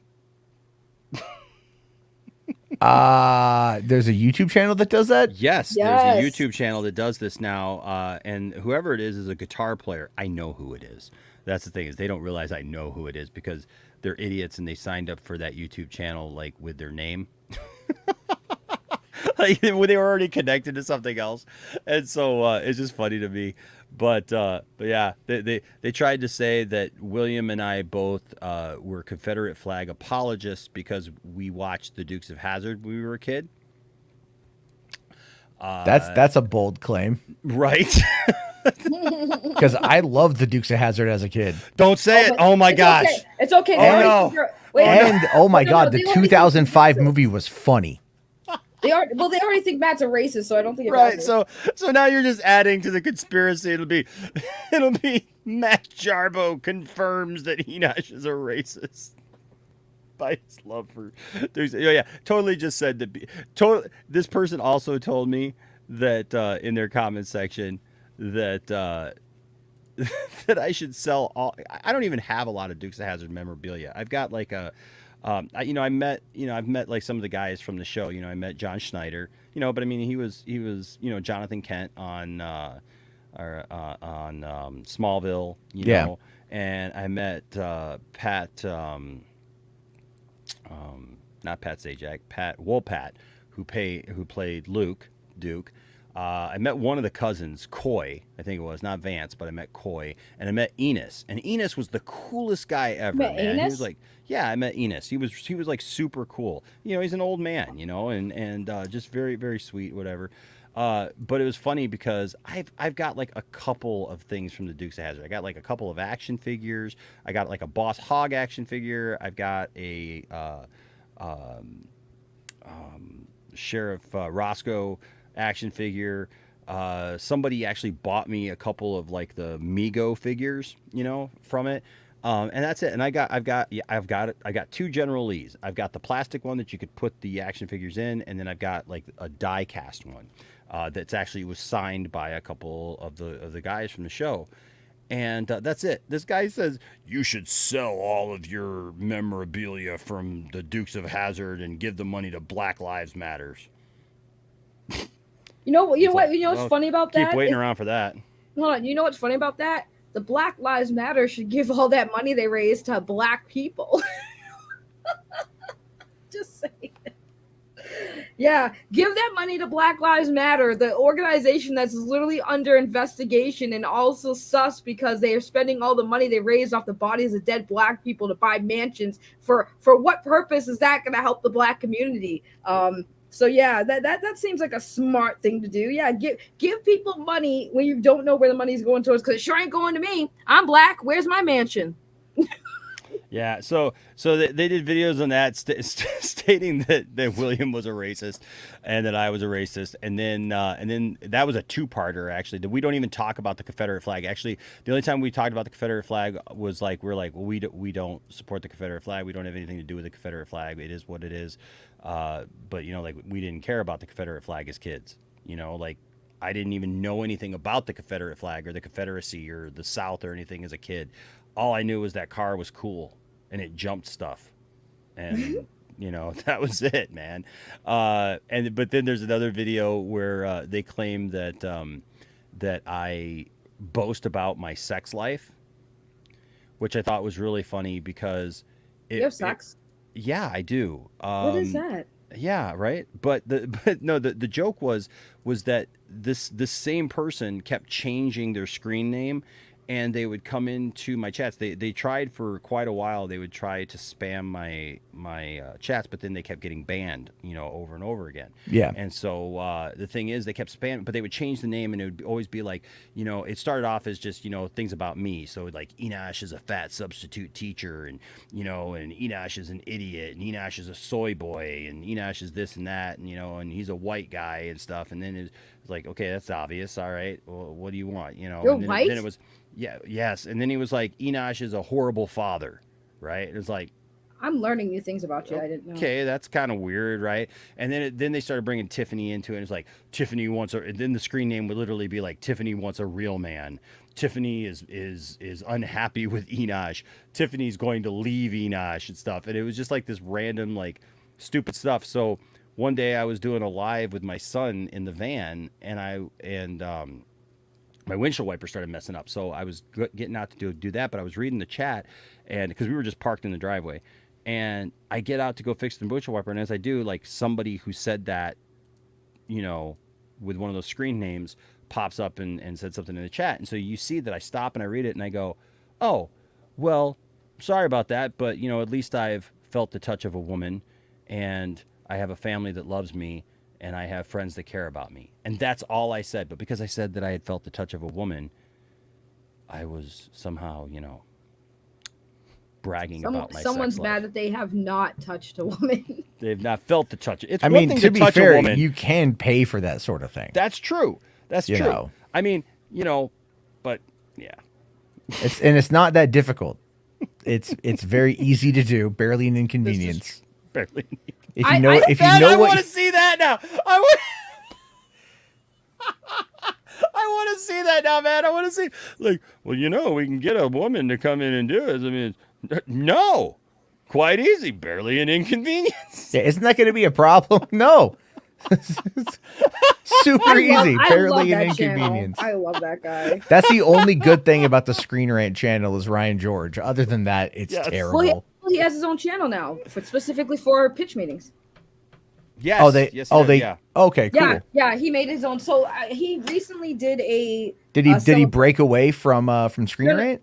No, so he did a special episode where he kind of was like going back on how pitch meetings started, and because he was working for Screen Rant, and then they approached him and said, "Hey, do you have an idea for a show to bring to the channel?" He's like, "Well, I've been doing this thing called pitch meetings," and then that's how he got it. But I think he still does it on both, but he has his own channel specifically for all of his pitch meetings. I like the one he did with the movie guy voice. That one was hilarious, where the movie guy voice was doing like a honest trailers about pitch meeting. That was a hilarious I'll have video. to see that one. Yeah, that one cracked me up because it was like, in a world on YouTube where this guy plays two people, but it's just the one guy, and they distinguish them by the glasses. It was fun. I was cracking up laughing, like those two together. Oh, I love him. He's a hilarious. Did you see the one on Black Adam? No. Oh no. It was pretty good. It was pretty funny. Can we watch that? Enosh, you have to watch it. Yeah. What are we looking for? We're looking. Just type in pitch meeting Black Adam. I didn't know he did one on Black Adam, but I'm not surprised. I think he's already even done one on like The Last of Us or whatever. If it's something that's new, he hits it pretty quick. Dude, the one he did on Snyderverse was hilarious. I don't know if I saw that one. I don't think I saw the Snyderverse one either. Here, hold on. Mm-hmm. He did it on Snyderverse on the Screen Rant's channel. I saw that and I laughed my ass off. Okay. By the way, I so if we watch this and the video, if you're watching this later and the video skips, it's because I removed it due to copyright claim. I don't think they claim these. I've watched them on my show before. Yeah, okay. Yeah, most YouTube content creators, like if they're actual channels, not companies, they usually don't claim it. I don't think I've seen how Black Adam should have ended either. Now that I think about it. Huh. Okay. You know how Black Adam should have ended? By not greenlighting Black Adam. Yeah, probably. Okay, here we go. Is that in? Nope. That's what she said. God, I hate StreamYard. I was thinking we could get The Rock to star as Black Adam. Okay. So, you have a movie for me? Yes, sir, I do. So I was thinking we could get The Rock to star as Black Adam. Ah, which one? Which Rock? Yeah. The Rock, Dwayne Johnson. Oh, okay, that makes a lot more sense. I thought this was like about a rock collection you had or something. You thought I wanted to make a stop-motion Black Adam movie starring a rock from my rock collection? Listen, I'm very embarrassed, and if we could just move on, I'd appreciate it. I guess. So anyway, there's gonna be this evil king 5,000 years ago in this place called Kandak, right? Right. And he makes this freaking crown that makes you powerful using a rare mineral called Eternium. Those all seem like they might be words. Sure. Thank you. And this little kid wants to oppose him, and so some wizards give him the power of Shazam, and he becomes a big old hero. Oh boy, that's good. That's what we want in this movie. Actually, no, because Black Adam is not a hero. Oh, yeah, that's right. And so how are we going to show that he's not a hero? He's going to say it constantly. Oh, my God. Anyway, later in the movie, there's going to be a big reveal where we find out that this kid actually transferred the powers to his father and then was killed, so the father became Black Adam. Oh, they killed Black Adam's son? That is a big reveal. I'm going to put that in the trailer. Oh, please don't do that. It's going to be good in the trailer. All right. So anyway, 5,000 years later, Kandak is now being oppressed by this gang called the Enter Gang. That's a terrible gang name. I don't know what to tell you, sir. They're good at gang stuff, not creative writing. That's fair. And so this lady, Adriana, wants to stop the gang from getting this crown, so she goes to get it before them. How does she find it? By driving up to the entrance of this cave and going in, and it's just it's floating there. Oh, so how was this lost for 5 millennia? Don't worry about it. But then some Enter Gang people show up, so she says some words that make Black Adam show up. Oh boy, here we go. And so then he shows up and starts killing all the bad guys. Cool. Which is a big deal, because heroes, they don't do that. They don't kill. No, they pretty much all do. Hey, shut up. So he's not a hero. He's pretty much a villain if you think about it. He's such a bad guy. Is he killing random people? No, just like mean, evil guys that directly attack him. So he's pretty much a hero. No, he's not. No, he's not. Because remember, he's going to keep saying he's not. So he's not. Oh, right. Okay, yeah, no, okay, that's my bad. So does he speak in like an ancient language? language or something? No, he's just gonna speak in Dwayne Johnson's normal American accent. How does that work? That's actually a really good question. It's kind of a combination of magic and Dwayne Johnson probably not being able to do an accent for a full movie. That makes sense. So anyway, then Amanda Waller's gonna send the Justice Society to stop Black Adam. And so who's the Justice Society exactly? Oh, well, there's Hawkman, and he has like this long historied friendship with Dr. Fate, who loves to dramatically remove his helmet. That does sound fun. He does it in every single scene he's in. And then there's also a guy, Atom Smasher, and this girl, Cyclone. And what's their deal? Well, they're in the movie as well. Oh, sick. And so then a big chunk of the movie is gonna be the Justice Society following Black Adam around and being like, heroes don't kill people. And he'll be like, I'm not a hero. He freaking loves saying that. He loves it. He really does. And we're also gonna find out that Eternium stuff can actually like weaken and injure Black Adam. Oh boy, I bet that's gonna come into play later. Nope, and then so also the leader of the bad guys, Ishmael, he's trying to get the crown. He wants it real bad. Very rude. And at a certain point, they actually kidnap Adriana's son. Uh-oh, kidnapping. Yeah, Black Adam tried to stop it, but he failed, and so, you know, they got him. Oh, he didn't get there in time? No, he did, but instead of taking him from the apartment he was in and flying him far away, he just flew him to a different floor in the same building, so they took him. Yeah, it was a decent strategy, but I could see why that totally didn't work at all. Yeah, and then they catch up with this bad guy who fires a bullet at the kid, but then Black Adam jumps in and stops the bullet, but makes a big explosion at the same time. Oh, do people die? Only the bad guys, and the kid is kind of unconscious. Wow. So then Black Adam turns himself in and gives up his powers. What? Why? Well, because of how horribly that just went. He saved the kid and got rid of the bad guys. That went fine. Well, he's gonna turn himself in because we're at a point in the movie where something like that should probably happen. Oh, okay, gotcha. So they lock him up in this underwater prison inside a water tank with a thing covering his mouth, because if he says Shazam, he turns back into Black Adam. Feels like the Justice Society's gonna need his help immediately. But then the Justice Society needs his help immediately. Oh my god. Yeah, see, they're in their fancy jet, and the jet detects that the demon Sabak has appeared. Their aircraft identifies demons by name? Yeah, sure, okay, and so it turns out the bad guy actually wanted Black Adam to kill him, because that's what would turn him into this big, powerful demon being. Uh-oh. And then Dr. Fate is gonna sacrifice himself. Oh, why? Because I was thinking of Pierce Brosnan for the role, and he'll probably only sign on for one movie. That makes sense. But before he dies, he telepathically helps Black Adam escape from his little water pod. So all he's gotta do is say Shazam and he'll get his powers back? Exactly. So he's gotta fight all these guards and then get to the door of this prison thing and then swim up to the surface and remove his mouth thing and say Shazam. Why doesn't he just remove the thing from his mouth and say Shazam as soon as he gets out of the pod? Because this is slightly more dramatic. So then he does say it and he flies in to help. Oh, wow, wow, wow.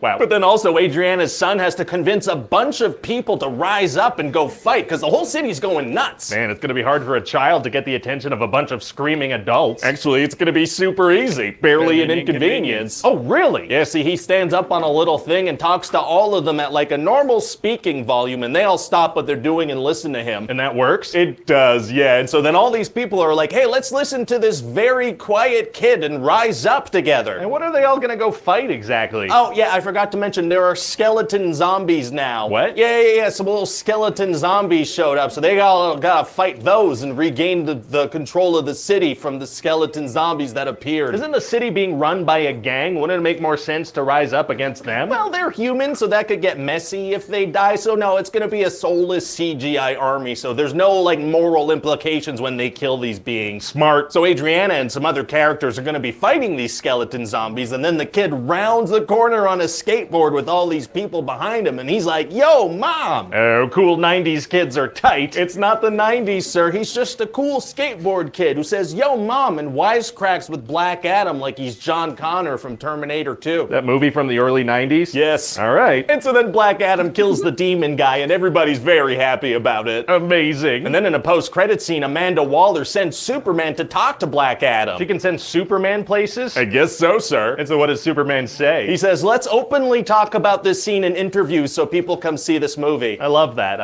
And so yeah, that's about it. What do you think? Well, it sounds like a lot of fun. I say we get the ball rolling on this right now. Oh yeah? Oh yeah, we're gonna fast track this one.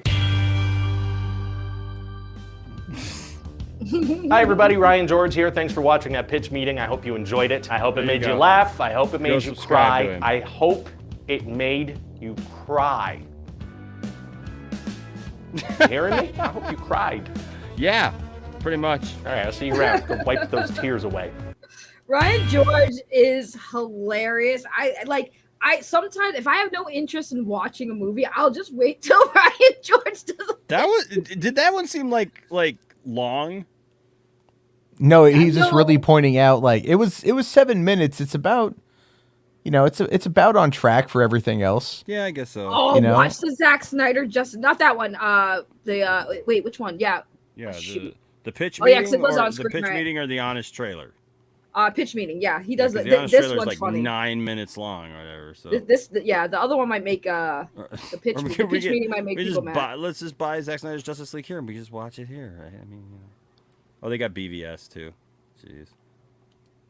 So, you have a movie for me? Yes, sir, I do. Justice League. Oh, you want to reboot it already? Sure, I guess enough time has passed. Nothing really matters. No, actually, I figure we could release it again, but like a different version. What do you mean? Well, see, there's like this big fan campaign online, right? And people are kind of, shaming us for how bad the 2017 cut was. Oh, that kind of hurts my feelings. I bet. And so, people really want to see what Zack Snyder wanted to do with the movie originally, Okay, so tell me about the script. What's going on in this version? Oh, well, we're gonna dive into the characters a whole lot more in this one. How are we gonna manage that? By making it 4 hours long. Oh my god. It turns out you can dedicate a lot of time to characters when your movie's the length of half a workday. That makes sense. So what's going on with Steppenwolf? Is he still after those mother box things in this movie? He is. Amazing. Anything new going on with him? Oh, well, he's much spikier now. Good. And you know how people didn't really like that he was pretty much just evil, like that was his motivation? Uh-huh. Well, in this one, he's trying to kind of prove himself to Darkseid and redeem himself for something he's done. And what's Darkseid's deal? Oh, you're gonna like this. He's pretty much just evil. That's his motivation. Perfect. And so what's going on with the Justice League? Well, we're gonna have a whole lot of Cyborg in this movie. He's practically the main character. Wow, I feel like he was barely in the other version. Did him and Joss Whedon not get along or something? No, they didn't. Oh, I should probably read the news more often. Sure sounds that way. So he's gonna have this big car accident scene, right? And his dad is gonna use a mother box to rebuild him. Wow. Oh, and also the Flash is gonna have this big scene involving a car accident. Okay, so we're just kind of sprinkling in some car accident scenes for everybody? No.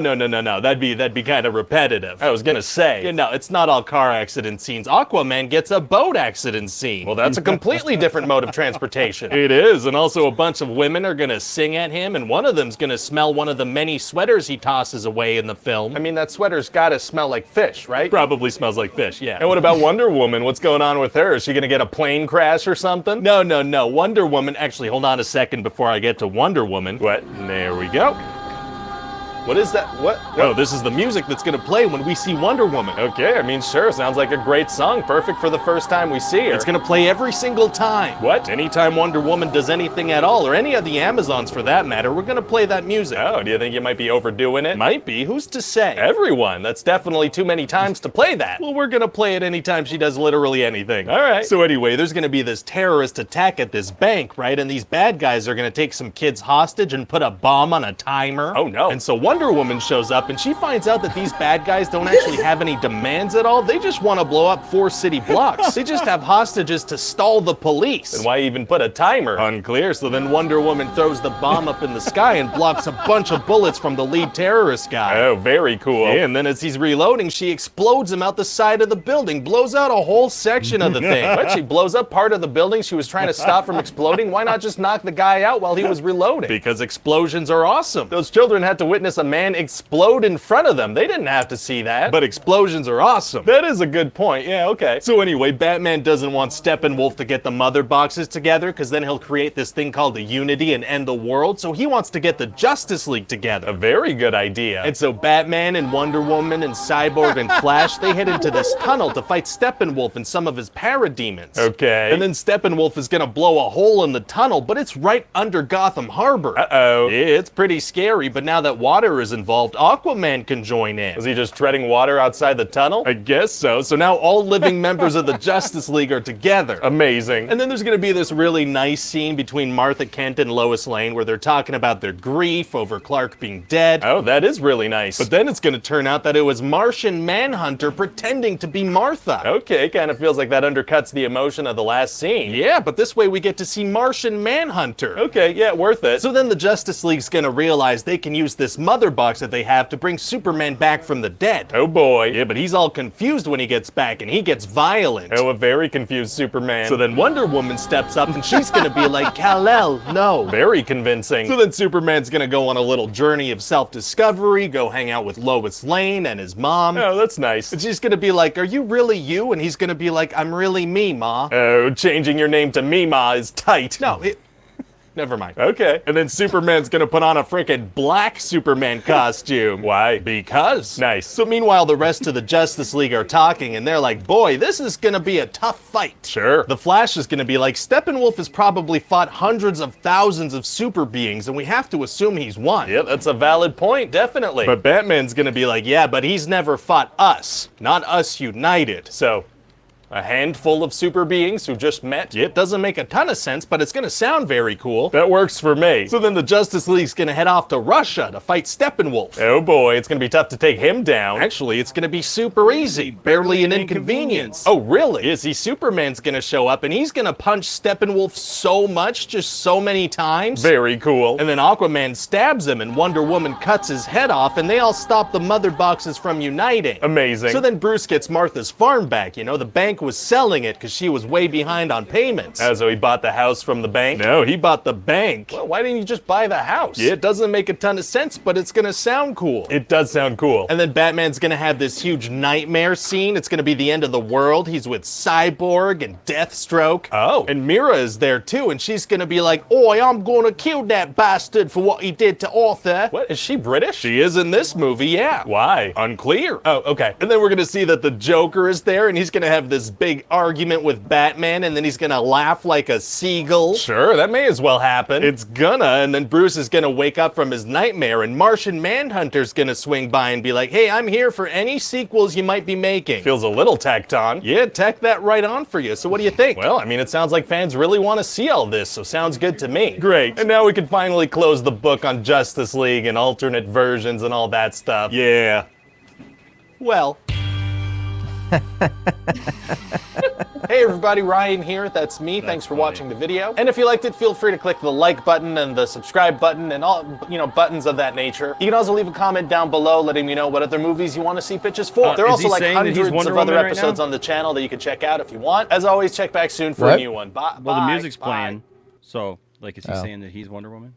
Yeah, that you know what's funny is watching that, I'm like, when I first saw that video and he did the Wonder Woman thing, I was like, I recall mentioning that when I was doing my live stream watch party of it. And I was just like, oh my God, why do they use that every time she's on the screen? It was annoying me. I'm like, okay, we get it. She's Wonder Woman. She's the only one that got that. It's still a good movie, so I can't complain. It's still a good movie, but that was the one I mean, if you can't laugh at stuff, man, like, what's the point, right? I mean, pretty much. Oh yeah, but hey, on that note, I gotta dip out. I gotta go. Yeah, I gotta try to get some sleep. All right, man. Hey, here's the thing though. If you're gonna watch, I saw Anthony bring up the how it should have ended. Yeah, they copyright claim. So they, I've learned that the hard way. Oh yeah, yeah. So yeah, but no, this I'll Ryan Jordan. Watch it. I haven't seen it, Anthony, but I'll probably watch it right after the show ends. So. All right. Well, hey, Matt, it was good seeing you, man. Yeah, I'll see you guys later. Have a good one. All right, man. Bye. See you later. So, yeah, so I think what we learned today, I mean, like, we did talk about, we talked about it kind of, in the course of everything. James Gunn was working on the Superman thing 6 months before it happened. Henry Cavill has gotten screwed over so many times as Superman now. It's very unfortunate, and I don't know what the answer to it is, and that's the thing about this SAGGY is I don't know what the answer to everything is. Oh my God! You okay? Sorry to cut across. No, did you see the chat? No, what happened? Look what Integrity just said.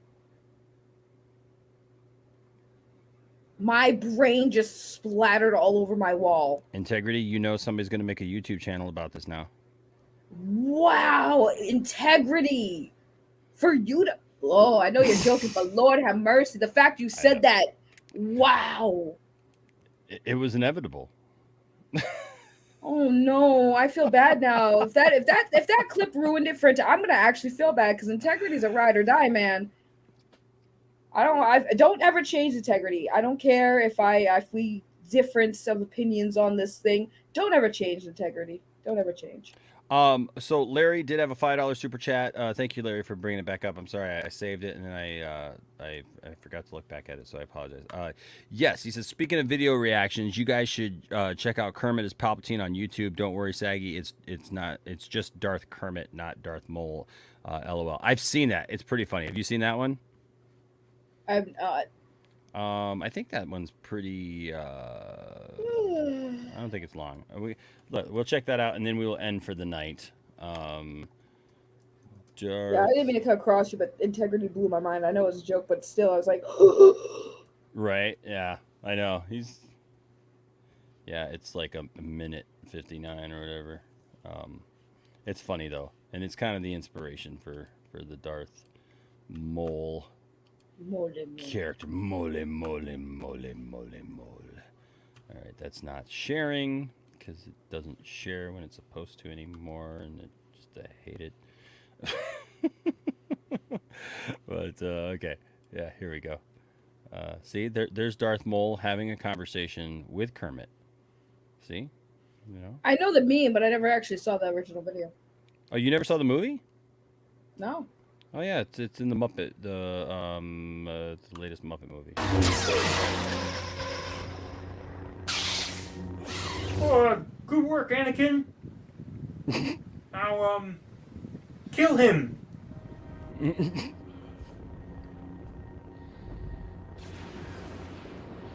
I shouldn't. Do it.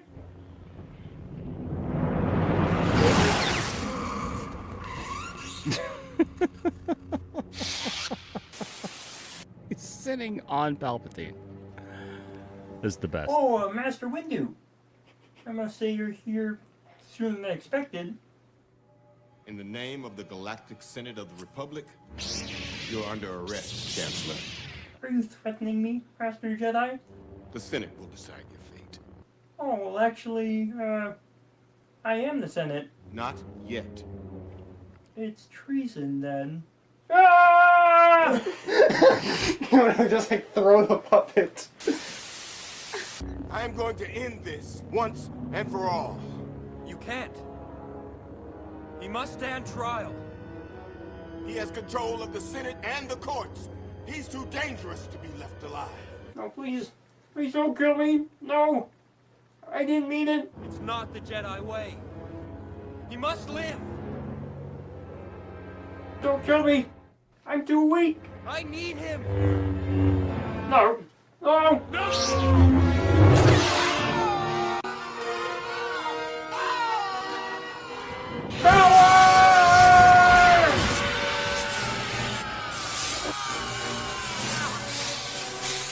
Unlimited power!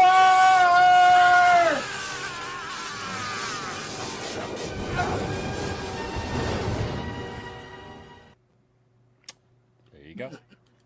Unlimited power! I love that. Peter Rabbit's Defender. Peter Rabbit's Defender with a 200 THB. Thank you, sir.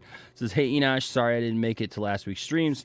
In honor, I'm just turning 35 last Friday night. Hey, happy birthday, man. Says, I'm putting best for...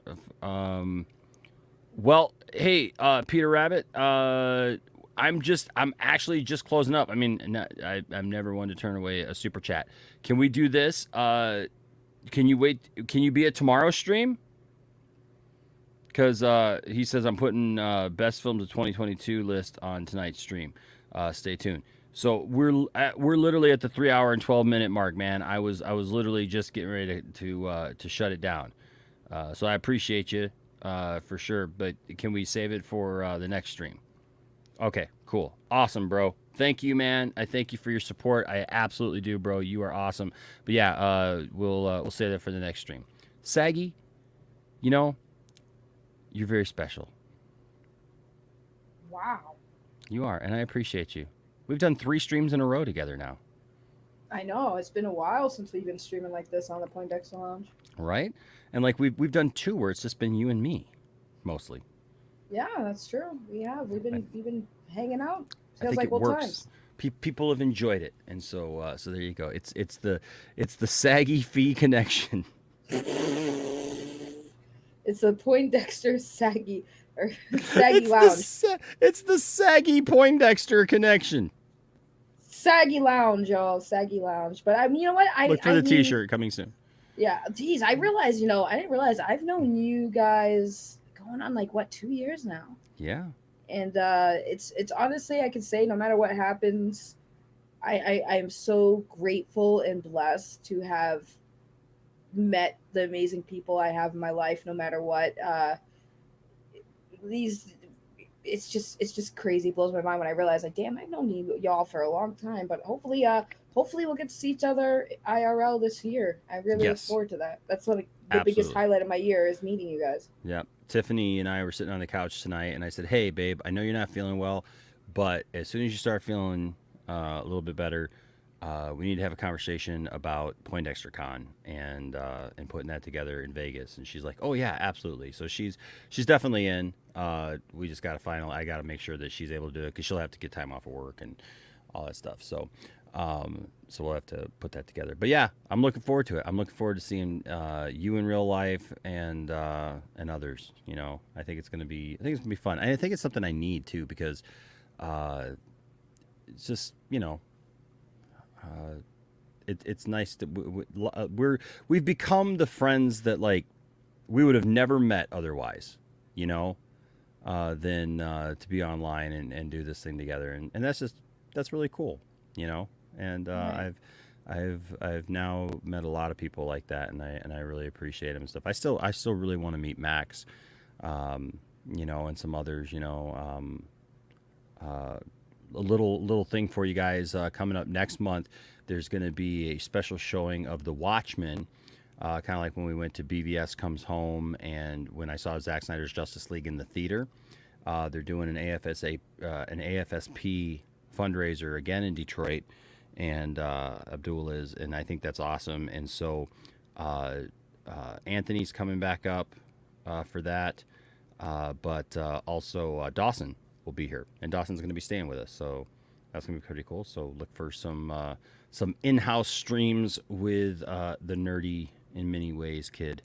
I keep calling him a kid because he's young, but he's really like 24, 25 years old now. But yeah, so it's just good. You guys are awesome. I love the lounge. I love all of you. I love you, Saggy. And love you too. I appreciate you all. And if you haven't already, please make sure to hit that like button. I know sometimes it's easy to forget while you're just sitting there watching the show. But please, yeah, hit that like button and show a little bit of love to the show. Thank you to everyone who gave super chats. I forgot to mention, so tomorrow I'm packaging up a bunch of giveaways to send out, and so I'll be taking care of that. So if you have a giveaway coming, know that it is coming. And then also, I tried to pull it out before the show, guys, but I got this stack of toys over here, and it wouldn't pop out without the whole thing falling over. Our giveaway currently, right now, is a 10-inch Superman, or not Superman, a 10-inch He-Man Funko Pop. So the big one, I've got one. You can have one too. It's a 10-inch He-Man Funko Pop. That will be our giveaway right now. And that's, of course, for anybody who is a member or gives a super chat or joins the Patreon, whatever. You're automatically then entered in for that. So there you go. So the new members we had tonight, now you're a part of that. If you gave a super chat, you are in for that. So, and I'll pull that out so you guys can see what it looks like. But it's pretty cool. I think we'll end the night tonight, Saggy, on a positive note, because I know that what you're trying to do is positive, and it's unfortunate when people don't see things for what they really are, right? They put intention to stuff that doesn't have negative intention. So I appreciate you, Saggy, for pointing out nonsense in the world. But I got a little Betty Whiteism here for you. All right, to end the night, let's see what Betty White has to say tonight from the book of Betty Whiteism. It says, having a live audience makes a world of difference to the acting. Keeps your timing sharp. When something doesn't work, the actor can sense the reaction from the audience and quickly move on. And there you go. Read the room, right? So, there you go. We can all learn a little something from that. Well, thank you, Saggy, for being here. I want to thank all my guests. Thank you, Matt Jarbo, for popping in. Thank you, RJ, for popping in. Appreciate you guys coming in and hanging out with us for a while. Thanks to everybody who gave super chats tonight. You guys are awesome. Once more, I will play this cool little thing right here. Look at the Saggy Melons dropping in. Saggy Melons dropping. Saggy Melons dropping. Some RJ. But thank you guys all for being a part of what we do here at the lounge. We love you all. We appreciate you. And like I always say, don't let anybody tell you that your fandom doesn't matter. And don't tell anybody that their fandom doesn't matter. But seek to have good conversations and treat people with respect. And if you do that, there'll always be a place for you here in the Poindexter Lounge. Saggy, there's always a place for you. So, yay. Well, thank you. All I right. appreciate it. We'll see y'all next time. Stay nerdy.